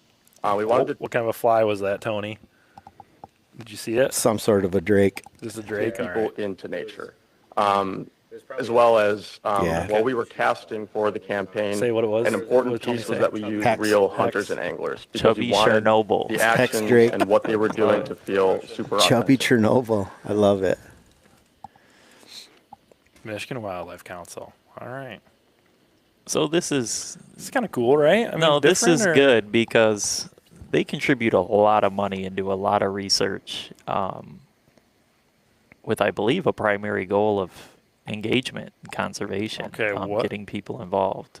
They went from fishing to duck hunting? Now we're duck hunting. Yeah, no, this is just showing all of their wildlife heritage kind of preservation and how they can get people All more right. engaged. What we got for guns here? Looks like a pump. And what is he? He's got a Beretta? Or what is this? Pretty fancy shotguns. I like how they got a pump and they got two different options. Big pump guy over here. Oh yeah, we got a buddy call him Two Shot Tyler because he can work that pump like no other. Even though this guy over here was giving him a run for the money rabbit hunting this year, he was popping off shots pretty quick. Oh, taking the kiddo hunting. Yeah. See, like it. if See- you take And then we kids have some hunting in additional, Michigan, your kids campaign will love creative you. that I'll That's walk what they're through. trying to say. This is I like our this, out though, of home because Absolutely. billboard this creative. is Once the again, direction using that things similar need to copy go. and messaging, You know, with in the areas you're not that are magazines and mentioned below. newspapers anymore or anything like that. Like Yeah. everything is going social, so Below Grand they need Rapids, to evolve Lansing, with Detroit. it in order to Yes. keep this thing going. And I think that it's kind of what they're attempting to do. Absolutely. Some If you want to video use your content. 5-minute comment to tell them that they should sponsor a podcast, we would. Yeah, we need to get in front of them. I didn't even sign up to speak today. No, me neither. So maybe I'll go right. I'll give you 3 minutes of my time. How about that? Yeah, we need to have a discussion with them for sure. That's cool.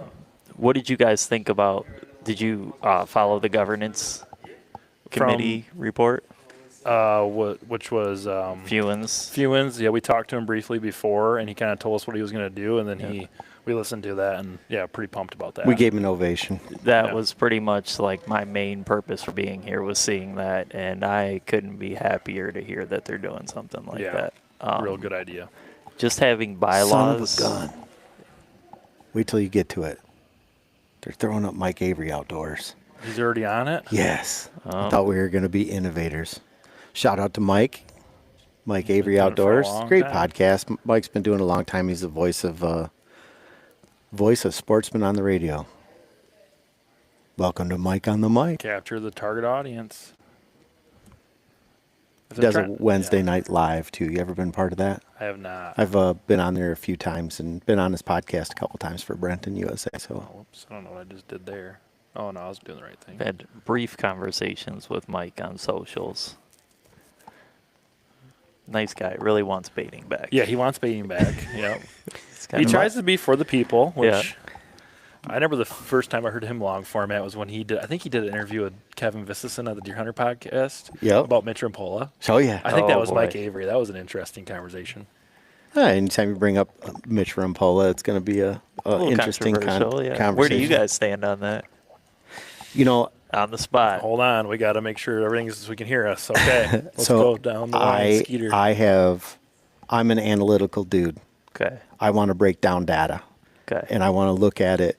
And then, instead of looking at the Rampolla buck, I went back and looked at some of his other bucks, and I kept seeing a characteristic in his bucks. Okay. And there were some of those tip out horns, and I went, this could have legs. Like, it could have legs. The fact that he covers it in secrecy is dickish.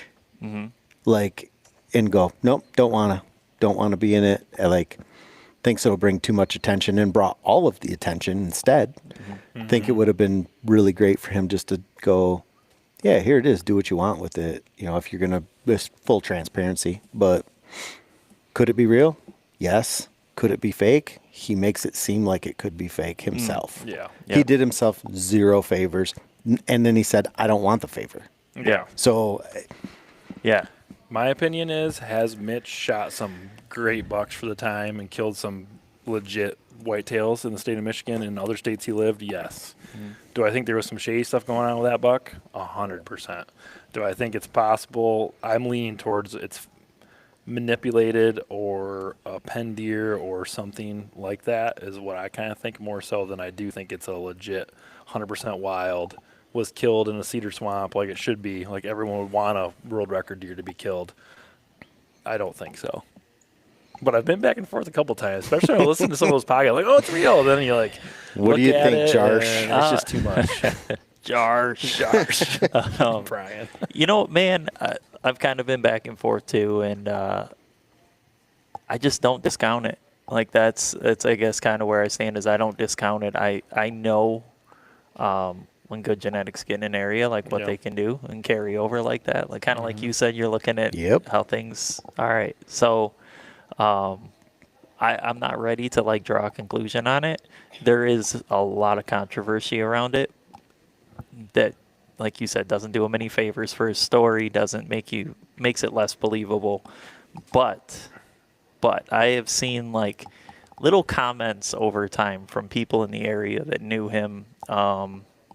You know, there's the Rampolla Facebook page, and there was a guy that said he seen him way back behind the airport one time, and he was like kind of almost territorial, trying to get him out of there. And I'm looking at this stuff, and I'm like, well, that guy has no reason to lie about it. And could it have been manipulated? Maybe they moved the skull and cracked the antlers down a little bit. I don't know. That's where I fold. But I think that the deer is real. Yeah. Well, it was definitely a deer. Well, yeah. And I think that you start looking at those. So, and we've all seen it, where you go to an area and you go, there's deer that miss brow tines in this area, or there's deer that their G2s tip, or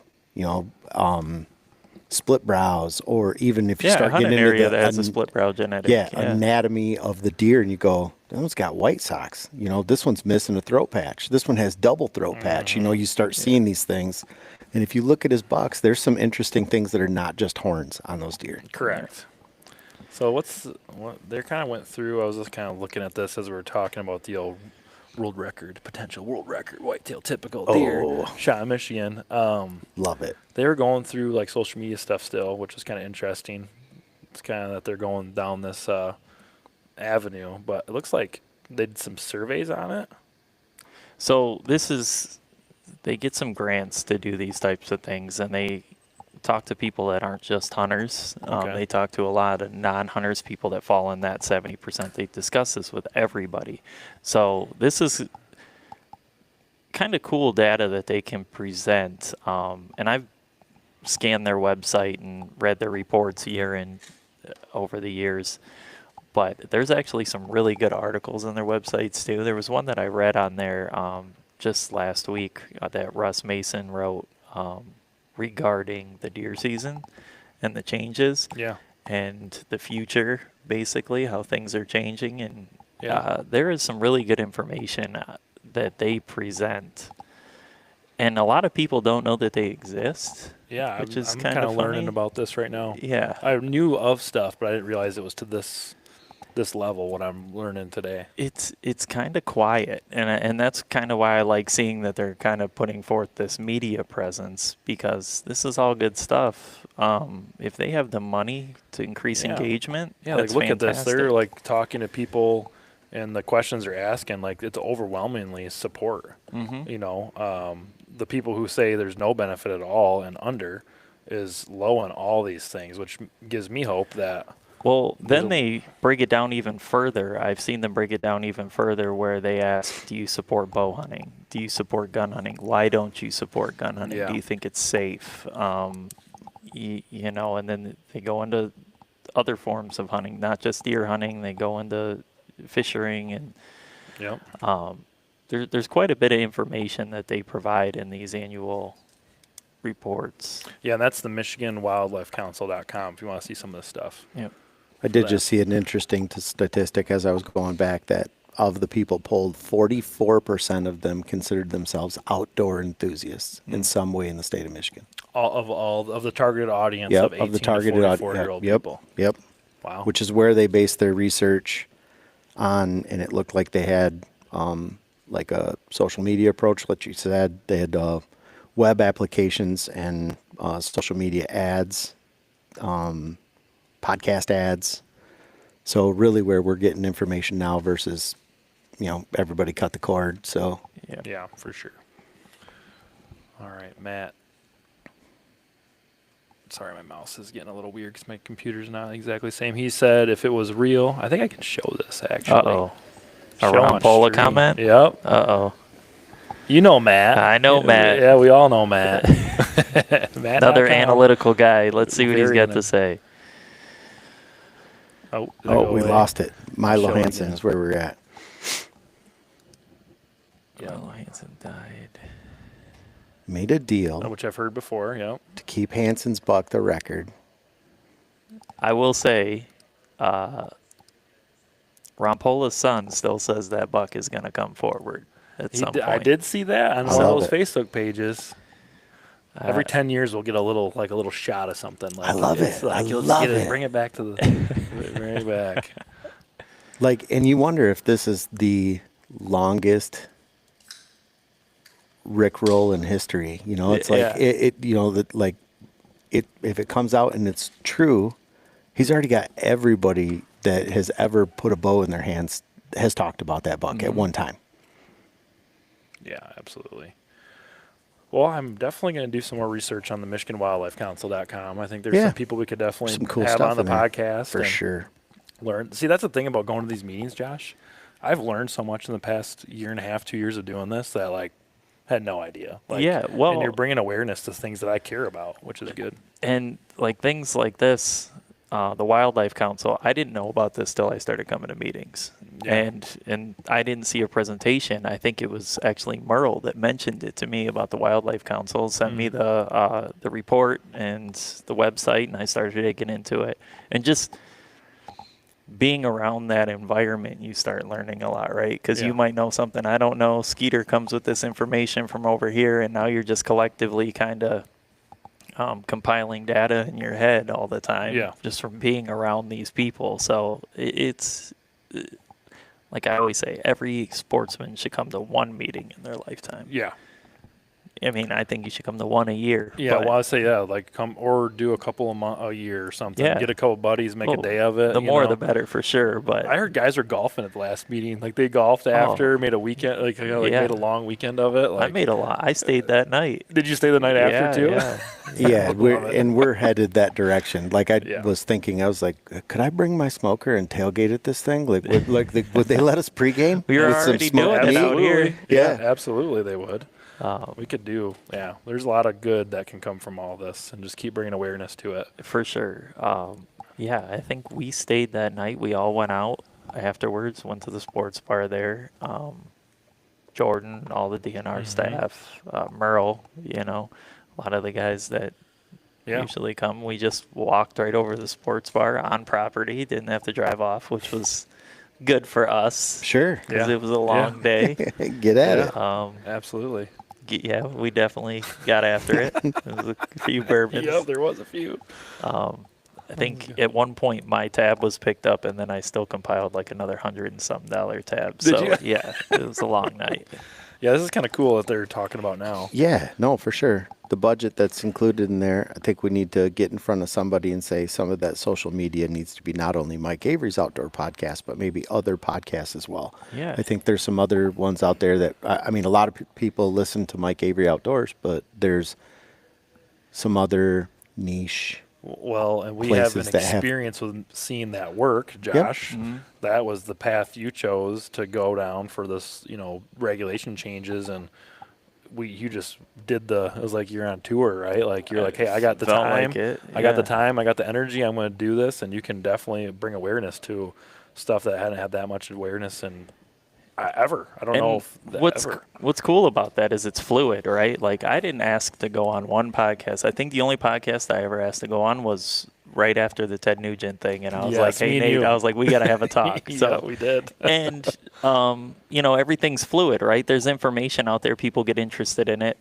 Like something like this, when people start catching hold of it, you get some good hosts that are interested. You guys, maybe deer hunter, local guys. If like you said, if the Everland. hosts, if they are invested in it, it just makes a very wholesome conversation. And the painted arrow guys, like you've been on there, like I remember talking to Nate over there, and he's like, "What is going on?" I was like, you talk to Josh, like if you do some research on it, and it'll be really good. So fisheries division. I'm jumping off. Yep. Get in here, man. I know you're excited. Michigan Whitetail Project Josh is out of here. All right, I'll talk to you guys. See you, Josh. Thank This you. camera angle is super cool that they got up here in the corner. I do really like it. enjoy that. It's like a GoPro or something. Yeah.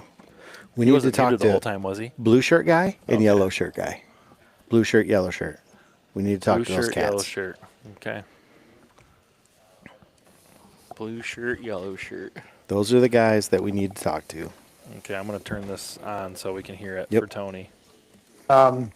It ties in well with Wildlife Council's presentation because you're going to hear today about communication and effective communication from Fish Division. I want to preface it by introducing, I know Dr. Herbst has been here before. He was our ASRA unit manager, now is in charge of our research section. And so I won't go into a lot of detail about Seth, but Marcy is relatively new to the division. So Marcy Wardell is our communication specialist for Fisheries Division.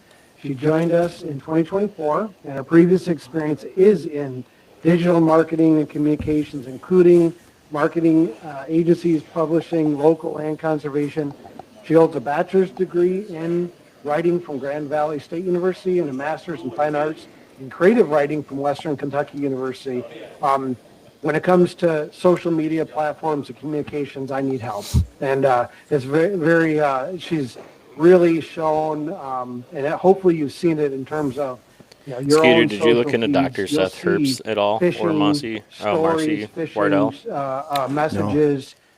Hit I did a little those bit of feeds, and it's Googling all on because him of last her night. Please putting tell a me. plug in for what we do as a division.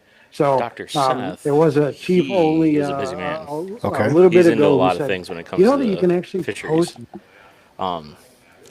It's a lot to remember, but he's in a ton of it.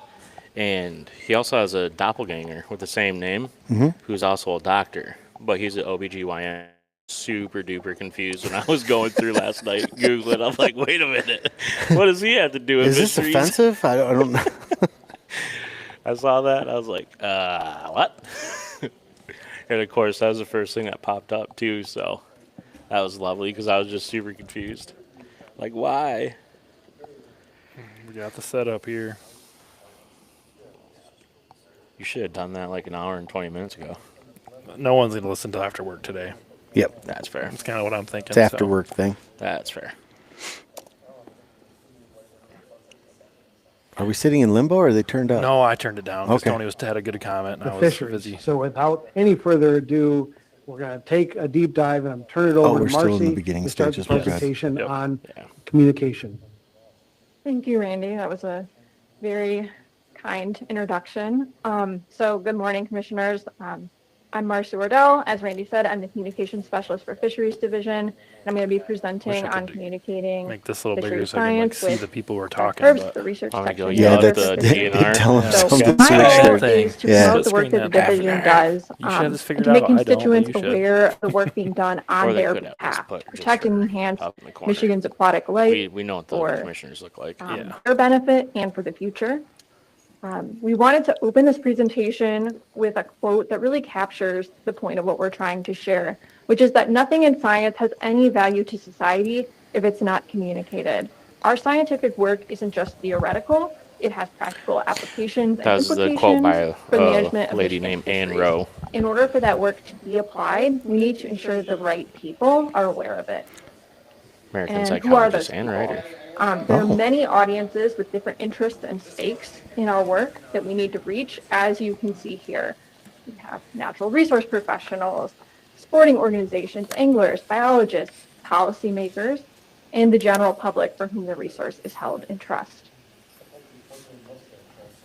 In order to reach all of these different audiences, we need to be strategic about communicating across various media and platforms in ways that speak I like how to they the have needs of the those Detroit Free audiences. Press in there, right in the middle. Those Big. range from conference Yes. presentations, That's how you really scientific reach the journal people. articles, to Well, social again, that they're posts, and even the face-to-face fact that they're interactions actually having a discussion are some about this is good. combination You're not of these wrong. different So means.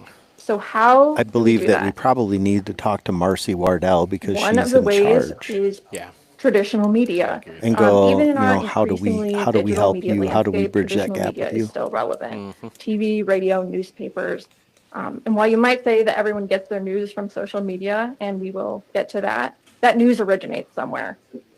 And it's often articles from news outlets, newspapers, Maybe they want to television sponsor news that are Skeeter's Fishing also being Report. published and shared online. Hey, there we go. So when we want to share something Yeah, I was just timely about to with the say public, that. such as I the results I don't know of if they our are, but steelhead they egg probably take should this be spring, reaching out to like local or an day shops, opportunity for especially others to like participate in citizen science, ones that have like been the in Midwest. forever. Yeah, which While I challenge, speaking of we a put bait out a press shop, release one of our that goes out partners. to media Oh who yeah, turn them into Max news stories, Rustic. and it also goes out Max to Tony our probably email knows the most about subscribers, fishing there. I several don't know hundred much, but thousand they have bait people, there, and they both have Yep. anglers who So apply for Max fishing Rustic in Howard licenses, City, they but have also live baits there. Pretty much any live bait that you can think of, from shiners to leeches.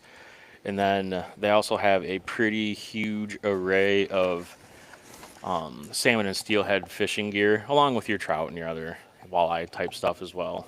But yeah, they carry.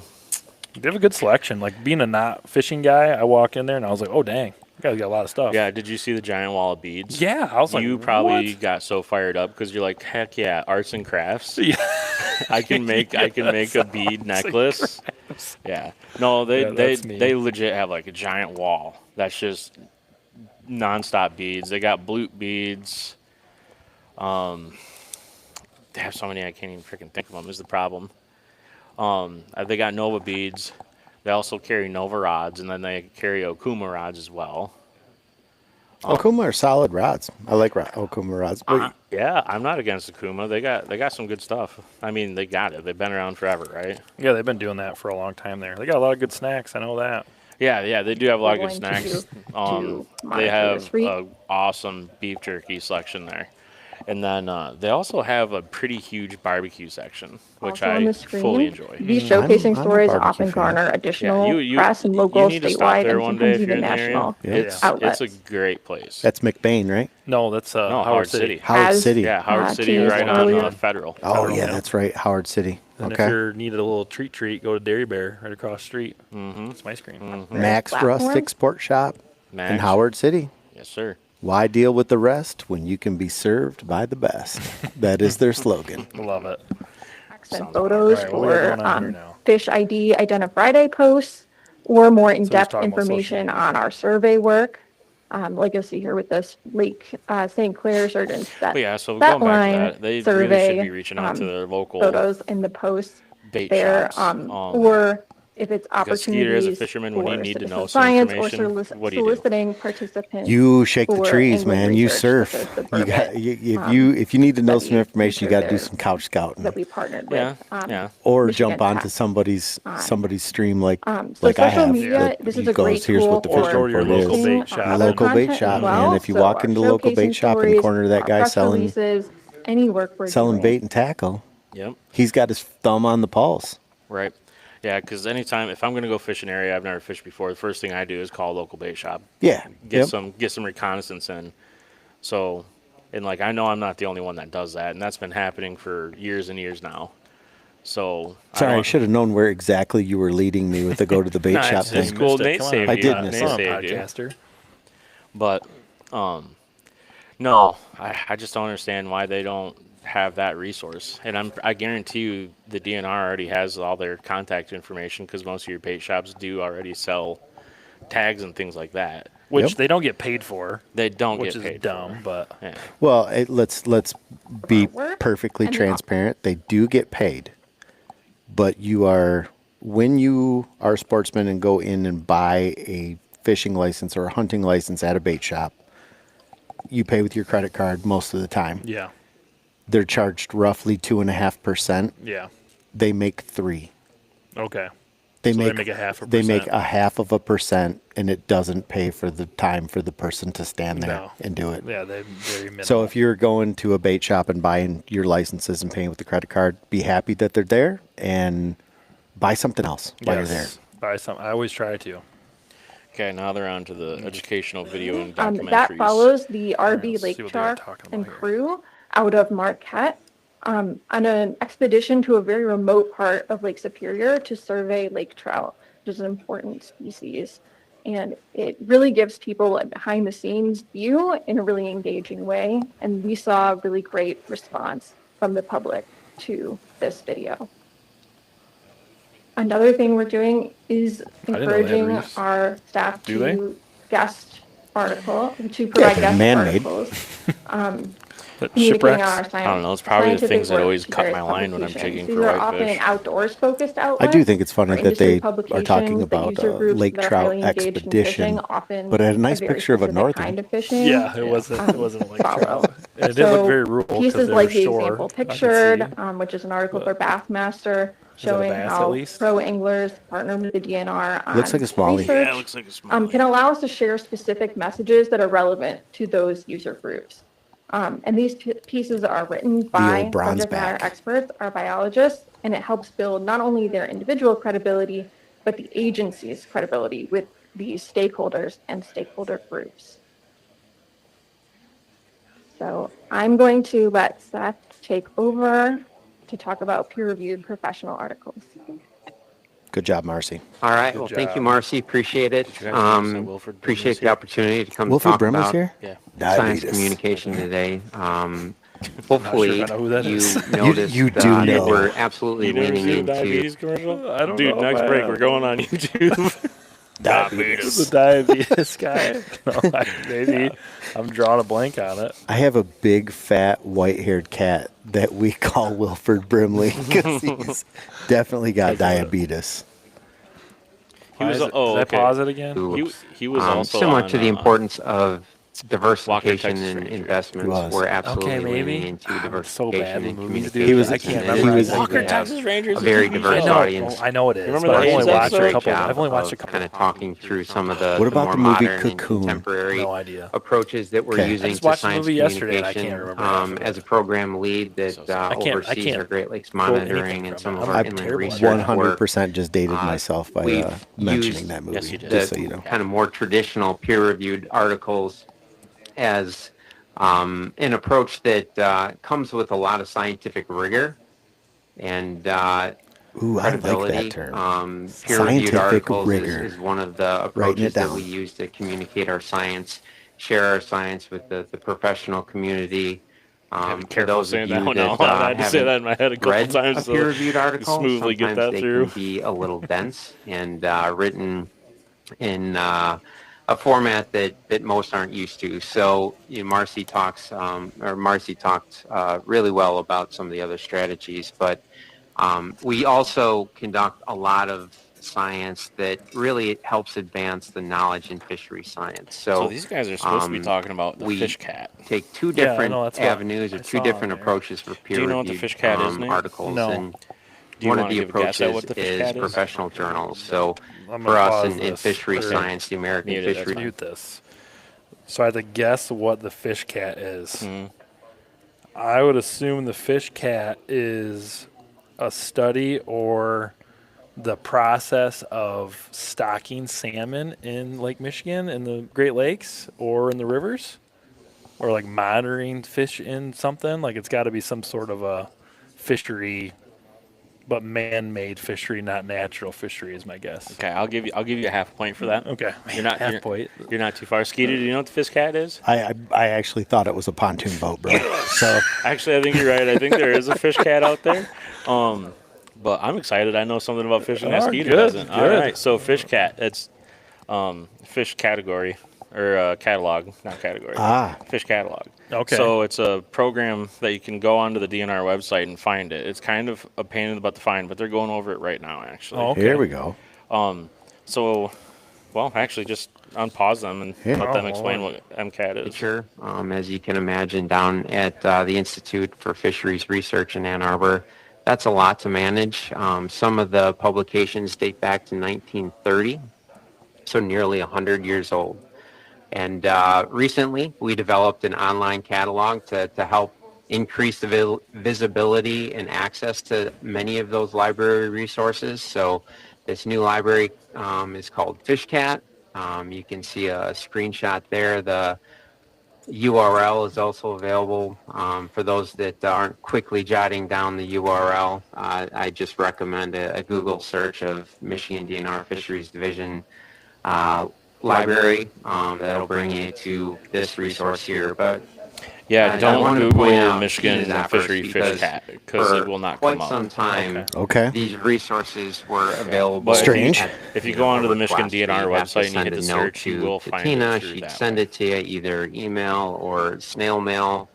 And really, as a division, we needed to, become Stepping more up our modern game. and Still mailing make stuff. our resources more available and kind of align with other online resources that are out there. So she went through, cataloged everything into a database that then populates this tool, and I will That's walk Tina through M. it for you Tincture. right now. That actually is kind of cool. So I have FishCat, as you can see, has a lot spend a of lot very of similar time functions that you would see with other checking library out catalogs. stocking Just reports. pointing out the search boxes. So I'll go through with stocking several of reports the more common and they're terms, all here. author, So subject, title, etc. So that's where but we we get also half my have point from? the enhanced Yes. search All right, option good. there. Yeah, because it's for all fisheries in Michigan. The So other any thing water, that we added any body of to water that we the have fish online in, catalog whether is we the planted it bulletin or board. not, This is something they that will have information on provides it. And I direct believe there's access also a not way only that to you our can staff but other users for record or some of the report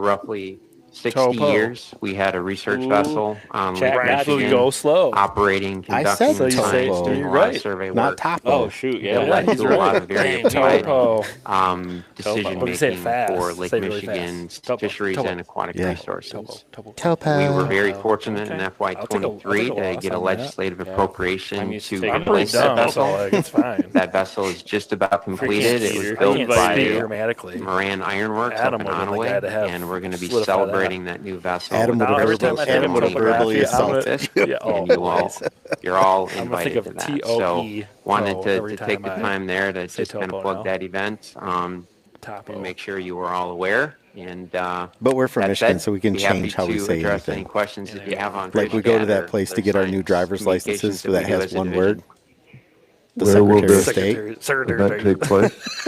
It'll be in Charlevoix. You know what's and crazy is we'd when be I lived happy down in to South Georgia, provide any of the the details guy that on was in charge of me logistics as was follow-up. born and Please raised do. South Thank you. Georgia. Yep. And he The other sounded question that I had legitimately like is, Boone. how does the right? public And he would always make learn fun of my about accent. or And I'm like, access what? FishCat?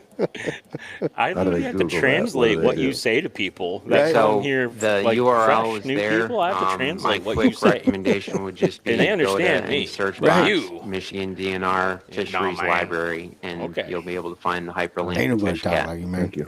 Of course. Yeah, that's literally how he To talks. respond to that question as well, a Literally. lot of the work that we're doing, like in our And he looks like a showcasing turtle. stories, is talking about projects that are related to Shout out, publications there. Staff So we're Sergeant often Stewart, love linking you. back to them. So they're being shared with the Staff public via Sergeant those Stewart. means No, as no, well. mine.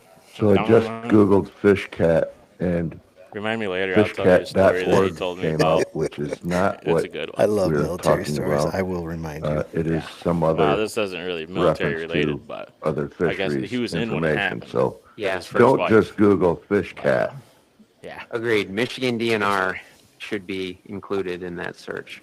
Thank you. The question segment. Yep. Questions ready. I applaud your efforts Oh, to you can get mute it. research efforts on, available. So back to the education thing.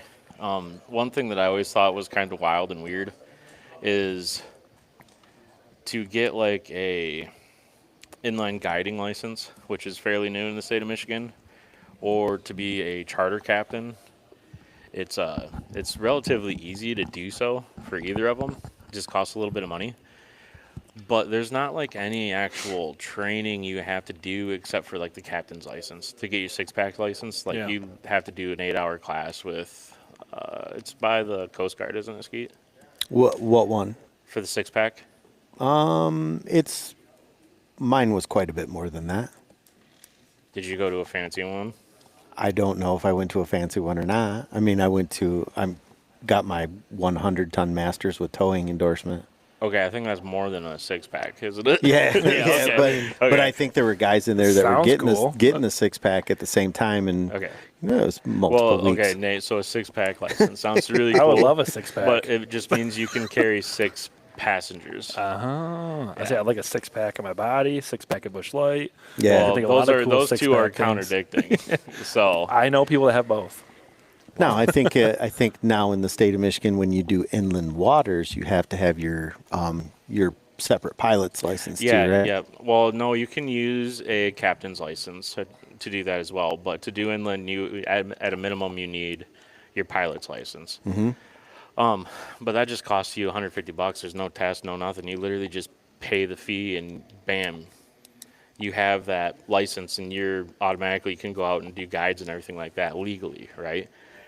But there's no education involved with that at all. Okay. And I have to get a hold of them. But Mac, we want to do a podcast on that. Oh yeah, Big about- Mac, Mackery Gould. Yep. About how easy it is to become a guide nowadays and how people are basically just going out on a guided trip once and then buying a boat and a bunch of rods and start guiding themselves because it's only $150 Right. and some paperwork. And there's no stewardship behind it. There's no education behind it on like how to properly, use these resources. Mm-hmm. And I'm kind of surprised that wasn't kind of brought up at all because if there was some sort of Where are we on education. now? Okay, screw the fishing No, stuff. Get back to this. we'll see what's going on first, and then Okay. I definitely want to continue on that. Your For management a resolution program monthly review, WMI has conducted these reviews previously for other states and has identified a team and a outline timeline for when and how this review will take place. We've also determined the grant appropriations and process moving forward for an agreement.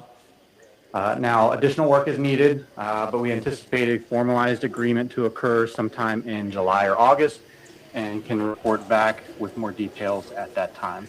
So I will pause there if there are any questions before moving on to the Earn a Second Buck update. Ooh, Chad, I would just commend the department for moving as fast as what you have on this. I know I greatly appreciate it. I view this as essential to the commission moving forward and able to carry out our duties. So just thank you to the entire department for moving quickly on this. Appreciate that, Commissioner Feelings. All right, moving forward, update on the progress for our Earn a Second Buck pilot, which was requested at the May meeting. Staff are finalizing recommendations to propose an Earn a Second Buck pilot to the commission that will be brought forward in July, with an expected final commission action to occur in August. Now, this might seem like a very quick timeline, but that timeline is based on a 6-month development window that will be required for our programming updates to our harvest reporting and retail sales system to make sure that everything is ready ahead of the license sales for 2027, which begins in March. Since the last commission meeting, when the resolution was passed, staff have been working to identify the locations where the pilot regulation would occur. Part of the amendments that was brought up last month, Yes. where this is monthly now, where we have to be updated. Yes. Project evaluation design is predicated And then on July- previous regulatory July, they study need to come out with the pilot using program, like treatment what and it is. controlled pairings By the July meeting, I think, right, what for counties deer and all that management. stuff. Yeah. And it's Yep, Staff there it have goes. also spent time So it'll be identifying July metrics that and can be then used August to to gauge be the able to set impacts forth of the the Earn a plan to Second put Buck into pilot place on to antlerless develop harvest, everything they need to develop for while 6 accounting months for so the it could be effects launched of for the additional 2027 license 2027 sales regulation Yep, in March. correct. Yep. Effects of the additional. changes that were already passed in May. And finally, staff are also working on approaches to address potential false reporting of antlerless deer harvest in Earn a Second Buck areas. We're addressing this from both a deterrence and enforcement for false reporting, as well as developing methods for data correction to ensure harvest reporting will be reliable for comparing harvest results across the state. So with that, I will pause and ask if there are any questions. From my lens, the accuracy is everything. For me, looking at data, the importance of having accurate data and the danger of having what we refer to as ghost does reported, it's everything. So we got to make sure that however we construct this, that we're getting as accurate information as possible. Otherwise, the data is useless. And I think that we all understand that. So I just want to emphasize that. Besides the impact on doe density, are we looking at the impact on CWD that this could have?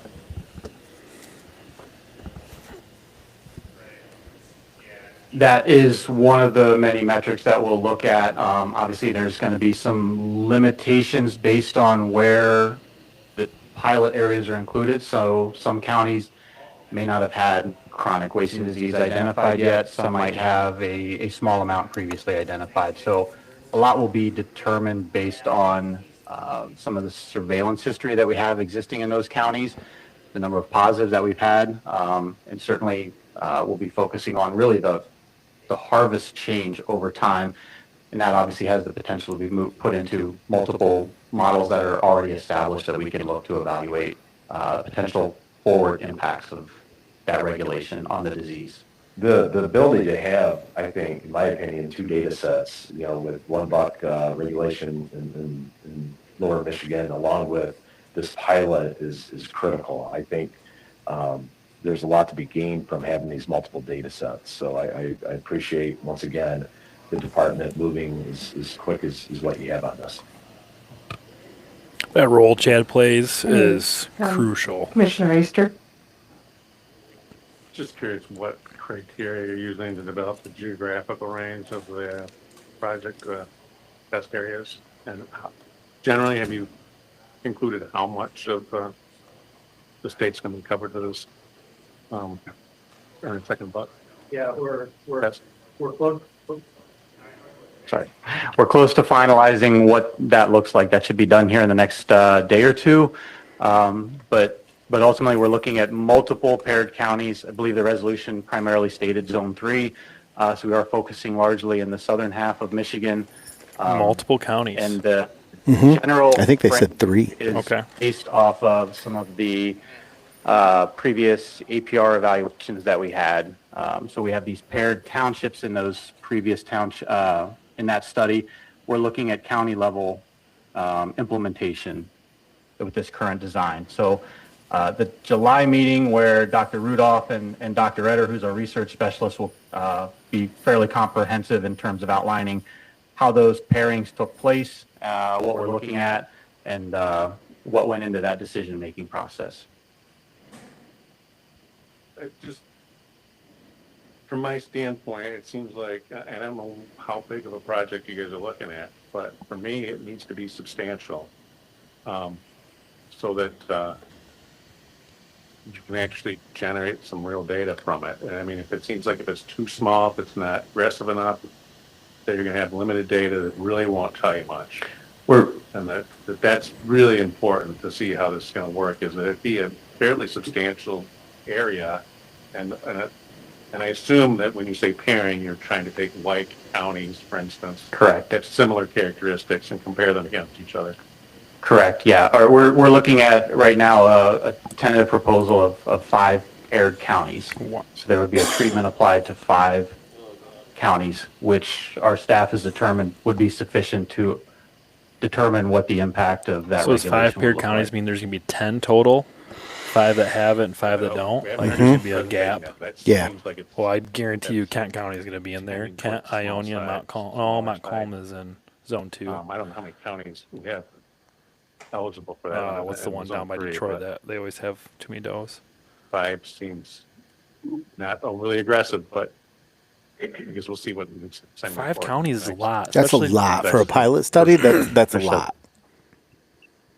Like, one's Go a ahead. fluke, Yeah, two's a can coincidence, you, three's a can pattern. you I don't know why you go Give with us a little 3. insight on registering. Especially when you the, look at dough the harvest. deer Is it going to density be in some of these in counties person is at a check station, substantial. or are you going to rely Absolutely. just on Car deer technology? accidents, all that. We're focused on a process that, if this regulation would ultimately be successful or desirable to move forward in the future, something that we can maintain, or expand, across a broader area. So with that, we're really leaning in towards the technology side of things, because of the capacity to, then the limitations to conduct an in-person. Yeah, Matt. I think Kalamazoo was in it. I know Kent County was in it. Short answer is we're looking more on the technology side of things. There was a couple counties that did that. I Like recall Ionia had some APR for a data little on bit. ghostos from, I know this is a dangerous topic, other states. But can you recall from Virginia the prominence of ghostos that they assumed in their earn a second buck when they had that policy? I know the presentation you're talking about. I don't have that metric committed to memory. So with that, I'd hate to guess at it in a public forum. Maybe for July then, when we can back up here, certainly include that in the July update. Absolutely. Okay, thank you. Yeah. Commissioner Fewens? I do feel like 5 understand counties is a relying lot. on It's too much. technology. I think at least for the pilot, if we're not doing mandatory check-in, it really concerns me about the ability to scan the system. I mean, once again, we got to have accurate data. And if we can't get that, then it's worthless. The whole effort is in vain, really. So I would just really emphasize, at least for the pilot, we tried, and I know it's intensive on the staff, and there's a cost associated with that. I get that. But I really believe that we got to have some type of mandatory check-in. Otherwise, I don't know that I have confidence in the accuracy of the data that we're going to get out of it. Mandatory check-in for the Earn a Buck Understood, pilot Commissioner. program. Like I'm- those people I'm- are shooting that. 'Cause I'm I thought confident we will be able to prepare to discuss this fully at the July meeting once the entirety of the project, including all the context that went into the development. I mean, is able to I be do. brought I forward. would like some sort of a mandatory physical check-in, just because I just applaud the eliminating division those getting what they're going. calling now I mean, I had ghostos. calls so. Is he with saying a Sarah, mandatory check-in chief, in person, I not think the digitally? Monday after last commission meeting and you guys were But how do already you staff working on, that? maybe it was that That'll be what Friday, they talk actually, about. now that I think about it. They got to take money from the Um, campgrounds. So it was very early on, so I appreciate your efforts to get together both on the program review for deer, but also this pilot study. So, and I know it's How's it complicated, going, producer? and I know you're working on how to present the Producer information. Tony. It's So gone. I we'll want you to know stand I by see you. and I look see you forward in to the hear that background, and I see the work that presentation you're next putting month. in, getting things and You doing doing that stuff. camel on? You can see him. Well, you're also facing All right, the background, thanks. so you know. I Thank hope you you can guys. see what's I going just on. wanted to add that they have been working really, really hard on this, and I also met with the head of Wildlife Management Yeah, we Institute, need Joe WMI, Davis. Tony He's Bosley, a who pro is at a this. Yeah, he's a former pro. state director out of Nevada, And then it who comes in was clutch a with comments, recovering too. deer Yep. biologist like Chad. So he has a ton of background on this, and they have a great crew that is So, looking what are at we- this. So I'm what are pretty we on? excited about it, actually. This is the pilot program It's going for. to show us what Oh, we're data still we on the have, pilot program. what Yep. data we Okay. may need, and what we don't have. I will tell you, Michigan is a leader in the nation, and we have the Yep. longest Yeah, Matt, standing those deer were the- harvest reporting That's what I remember. Montcalm, survey in the but was country, is and there Montcalm? is a Someone look lot. it up. We Is do Montcalm in have zone quite a 3, bit more or is that data zone than 2? other states, and other states That's look zone to us 2. for Okay, that. 'cause I think So that's I just am excited to north, see what straight they're north going to of come me. up with here, Yeah, and 'cause the I've rifle asked line them to below- come to south of the- Michigan well, and do an what was the rifle introductory line? That was zone 1, correct? meet and Zone greet 3. with our That staff was so zone- Yeah, that so where they I live is can zone know 3, each where you other live zone personally. 2, and then We know Yeah, these closer so to folks you. at Montcalm is zone 2 WMI, as but well. not all of our staff UP do. zone. So I think they'll be doing that hopefully in August here, and we'll go from there.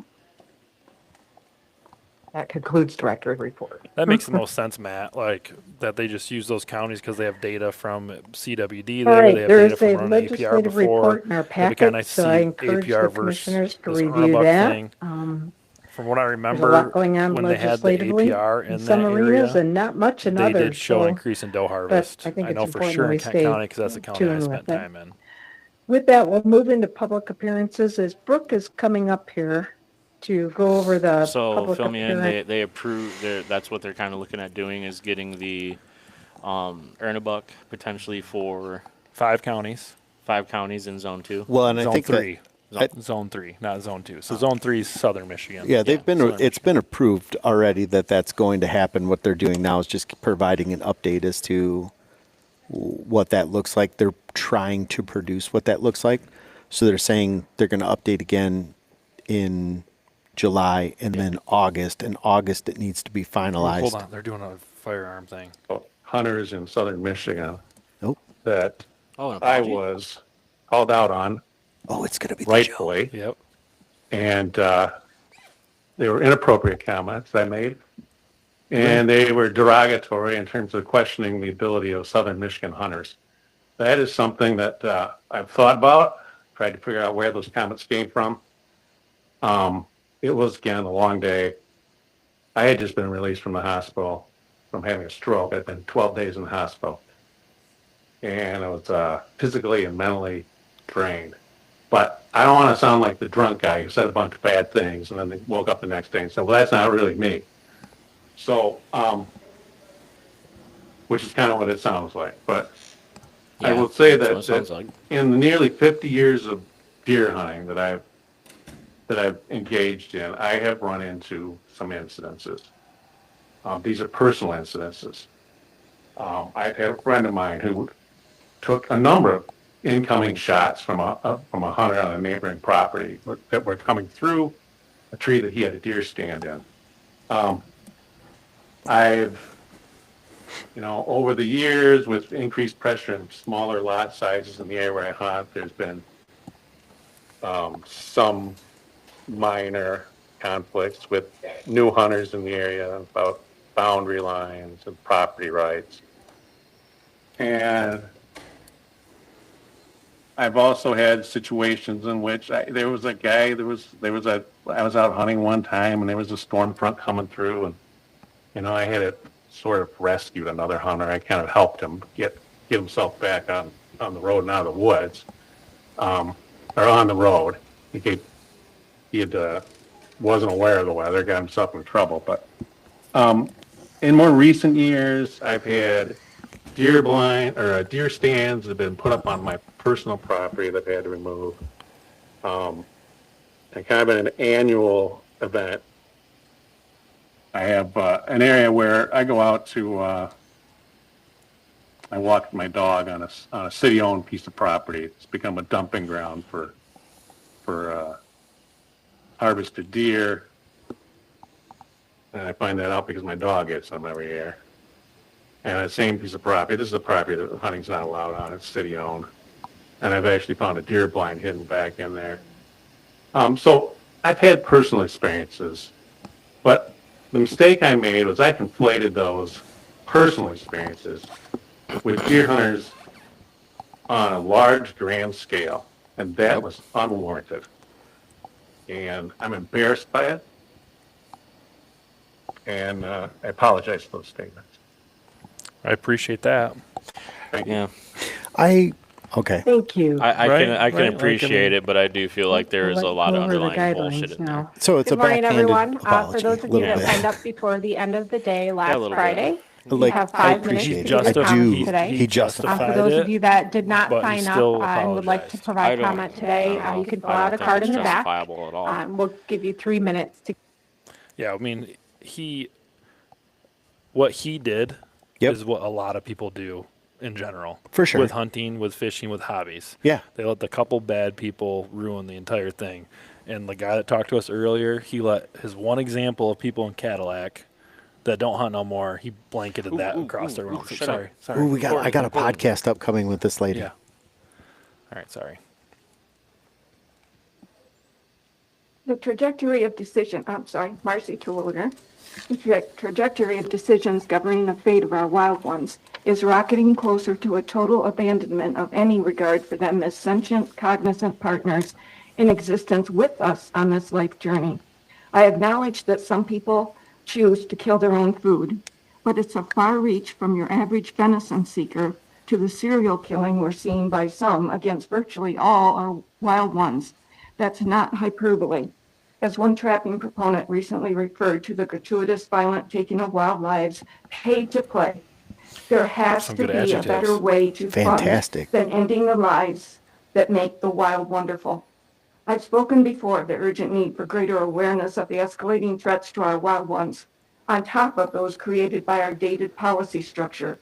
For context here, documented serious outbreaks of canine distemper virus in 2025 have had disastrous effects on Yellowstone wolves, with only 17 pups surviving.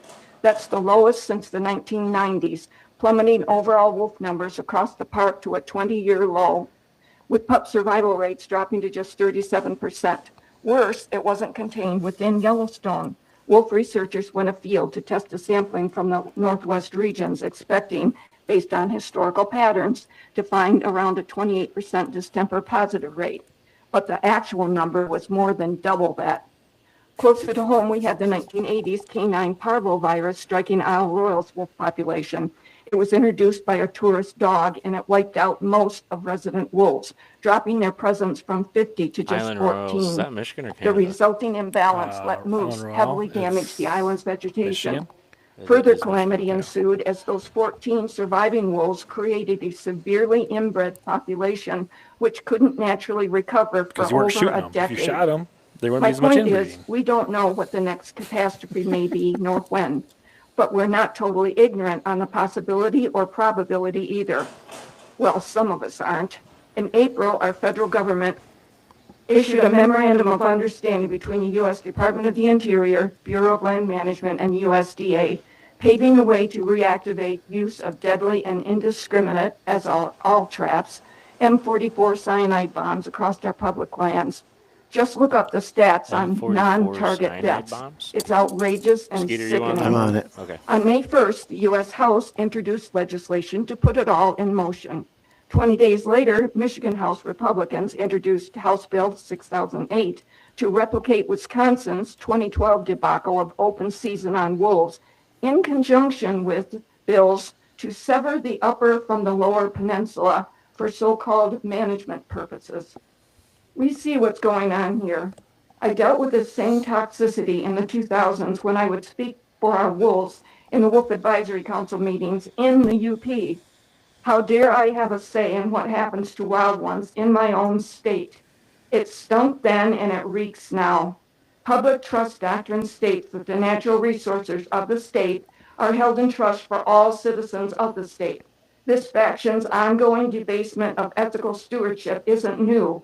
They've ignored the public's clear opposition to wolf hunting, and Republican Governor Snyder signed our wolves' death warrant in 2013, ushering in a senseless, unwarranted submission to those just itching to bag some of them wolves, and the exclusion thus far of any good faith outreach to first-tier stakeholders. Okay, read that, Skeeter. I was just looking at some of the safety concerns of the M44 cyanide bombs, which are devices used by the U.S. government and some state agency to kill coyotes, foxes, wild dogs. They consist of a stake and a spring ejector with a capsule containing 0.88 grams of sodium cyanide, primarily developed by the U.S. Wildlife Service program within the USDA to protect livestock and agriculture. But it kills non-discriminatively. Looks like we've got So yeah, that's a downside. some safety concerns. The traps are incredibly dangerous to non-target wildlife, endangered species, household pets, and humans. In 2017, Idaho teenager was severely injured and his dog was killed when he inadvertently triggered one of the M44s placed near his home. Okay. Can you see if Michigan's still currently using that? Yeah, sure. Yeah. I wish people would understand that there's 3 ways that we can stop a lot of this from happening. One is it all revolves around population control, right? Because if you're overpopulated, that's when disease comes in and starts wreaking havoc, and disease will naturally bring that population back under control. Distemper, which you talked about earlier, happens because of population issues. And that's one natural way of doing it. Another way is an unnatural way where we're using devices like this, which I kind of agree with her. I don't agree with that at all.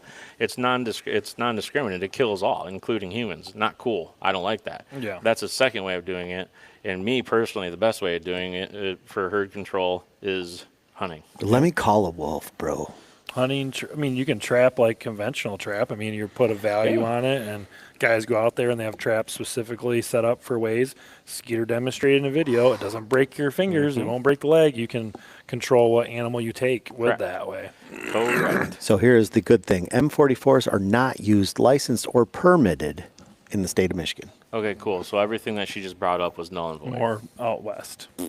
Our tribal citizens sounds familiar. We have laws in Michigan protecting animals from abuse, but those are written to inexplicably become moot when the victims are wild ones. There's a lot of wrong here, but a lot of us are not inclined to be muted while our wild are picked off like targets in a carnival. Thank you. Okay. Thank you. Thad Dickinson. Thad Dickinson's next. Thad. I'm sad. Well, BMS reference in case everyone knows what's up.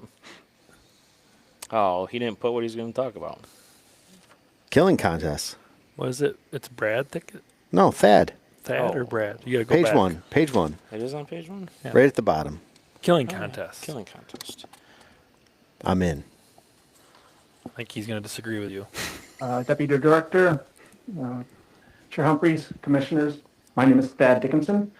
I'm a Michigander who cares deeply about responsible wildlife management and stewardship, which is why I'm here again to ask the Commission to finally act against wildlife killing contests. At a basic level, the issue of killing contests comes down to how we define ethical wildlife management. Most people, hunters and non-hunters alike, agree that wildlife should be treated with respect and managed thoughtfully. Killing contests, which reward people with prizes for killing as many animals as possible or bringing in the largest kills, don't reflect that shared value. Ethics matter not only for the treatment of wildlife, but also for maintaining the credibility of wildlife governance in Michigan. And the 50-plus killing contests in the state shift the focus away from ethical stewardship towards competition. That shift conflicts with the public trust doctrine, which holds that wildlife belongs to all Michiganders, not just hunters and trappers, and is managed by this commission on behalf of the public. By emphasizing the number of kills, prizes, and spectacle, killing contests undermine the public trust and raise legitimate concerns about whether management decisions by this commission are aligned with the broader trust as required of it, or just hunters and well-funded special interest groups in and outside the state of Michigan. Killing contests also raise significant concerns when you consider science-based wildlife management. Killing contests as an effective management tool aren't supported by the scientific evidence. In fact, there's not a single scholarly, peer-reviewed, or even marginally scientific study that finds killing contests to be an effective management tool. Did you order a There's pizza? no bag limits, no quotas, no mandatory reporting, no data tracking, no protection of breeding populations, no accounting for climate stress, disease, habitat loss, and the ecological roles the animals play. Killing contests are simply free for all killing.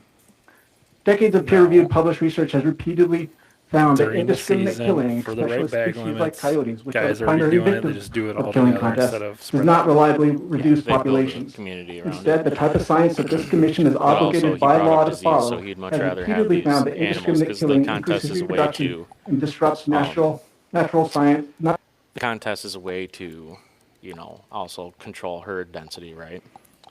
So, oh yeah, we'll put on a contest to take out because there's too many rabbits in this area. Let's just say, example, too many rabbits in this area, we got a problem.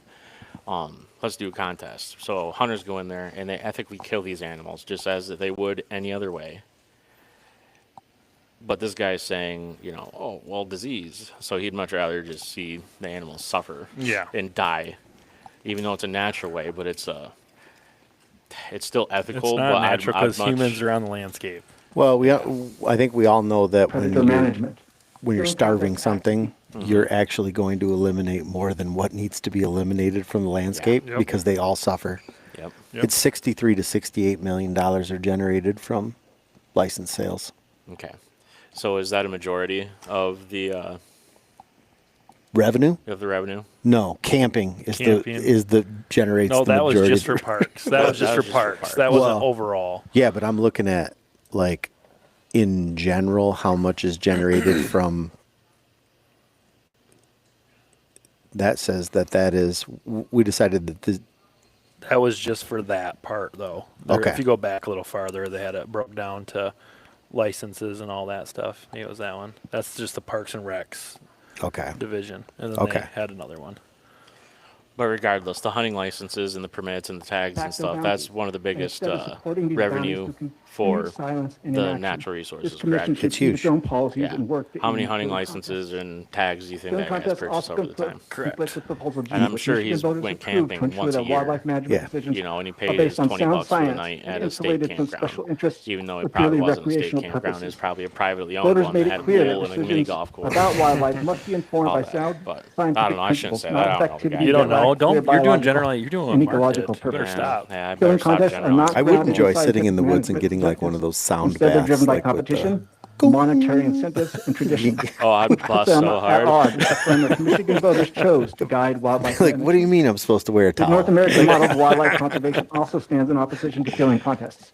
It emphasizes that wildlife is a public resource.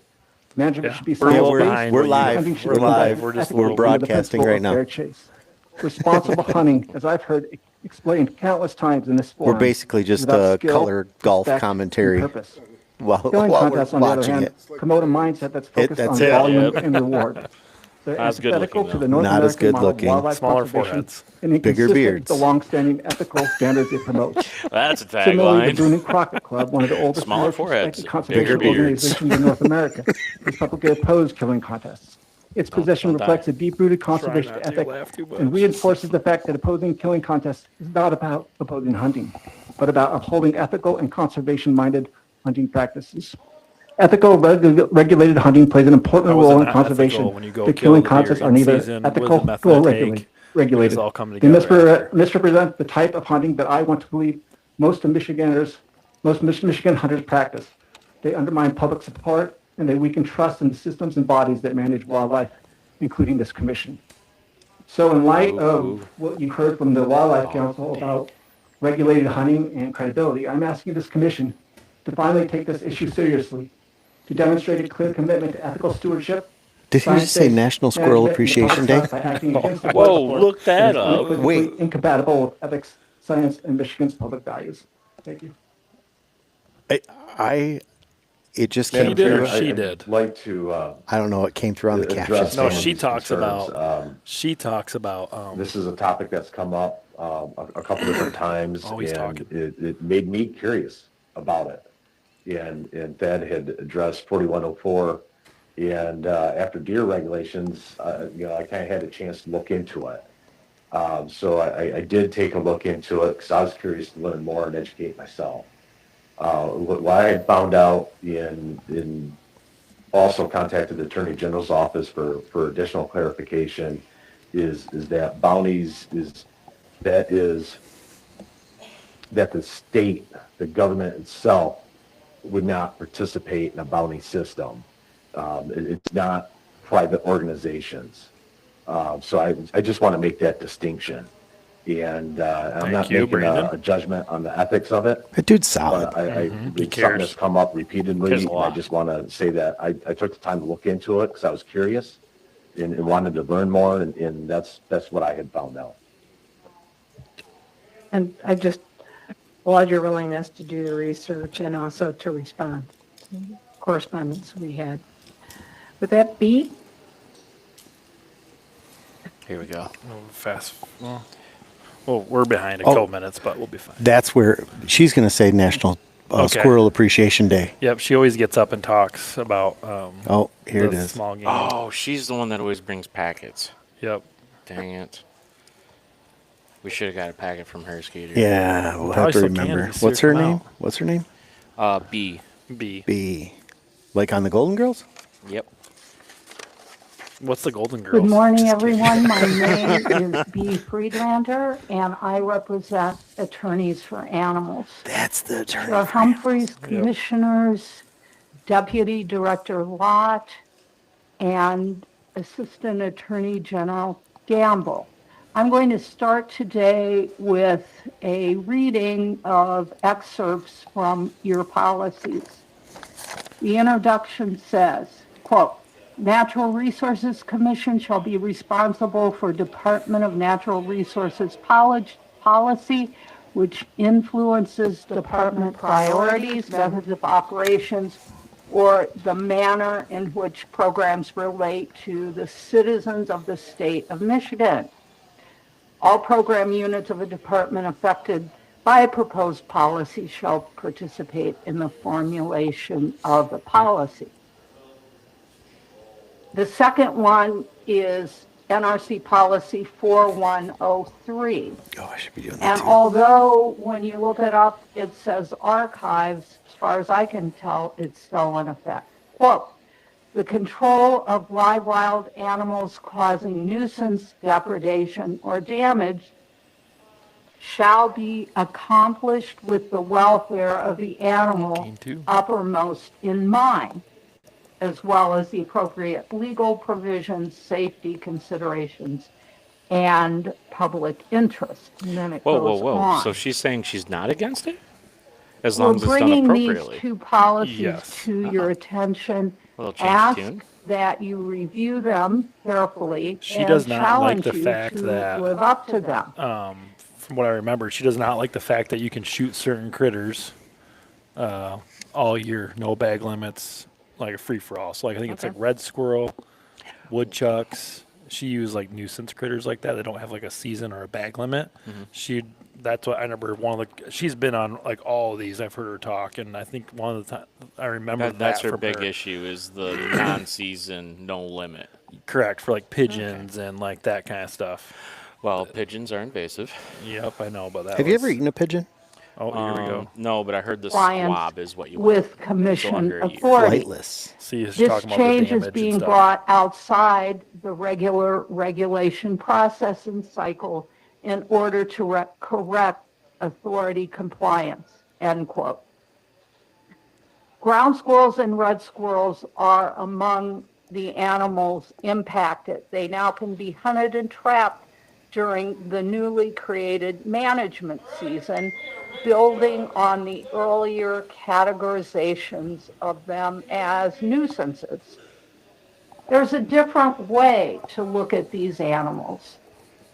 Next January 21st commemorates, quote, National Squirrel Appreciation Day. There it is, National Squirrel Since Appreciation Day. 2001, I don't think that people appreciate a squirrel to enough. acknowledge I don't think they do. the You know role who of does? squirrels Who? in nature and ecology. For example, They promote trying to think who it is. reforestation It's not because Rapala. sometimes He they makes a forget Steve where Rinella. they buried No. their nuts. No. Oh, Mets. Mets. This The tails. commission They do. has the They opportunity appreciate the to hell out of look at I said they make species not squirrel simply wings. I as know Steve Rinella does. instrumentalities for human Meat. I love recreation eating squirrel. Squirrel is or good. as But you know what nuisances squirrel I to don't eat? humans A or red as a squirrel or a ground resource, squirrel.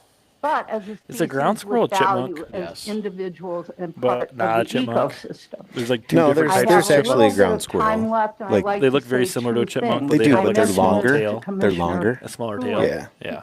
How do They you eat wires. see when- They love I'm eating sorry. wires, ground squirrels Okay. do. Do you know why? You're Because they're taking it to their on nest. more No. and more They're authority. not crackheads. They're not Just taking the saying. copper. I'd like to see Taking- that No, addressed through things like rodents wildlife love going eating on. wires because of the rubber Second coating or thing, plastic coating is with regard made to out the of soybean, discussion and it's earlier yellow. Oh, that on makes sense. about That's the a clip if I've ever legislators, heard et one. cetera, I urge Yeah, they're you little all to crackheads. They're look at just the stealing all last the copper 6 and to taking it 8 to their minutes holes. of the Damn thing got my natural catalytic converter. House Natural They Resources love precious Committee metals. hearing a couple of weeks ago on creating an That'd be a Upper wild Peninsula Zootopia 3. Can you imagine you go to like a natural nest, like in the ground, resources and it's just like commission. copper. Just full In of response to a catalytic converter. presentation the from insides 2 only. members What's all of the this tinfoil with crusty DNR, on it? one What's going of the on? Don't look in there. representatives, and I'm paraphrasing here, but take a Oh, look it's at great. it, said something like, "You're not a stakeholder, we make the rules and you follow them." What? Thank you. Somehow, Oh, Any that's her- questions? somehow I doubt that happened. That was her mic drop moment. Red Grimm.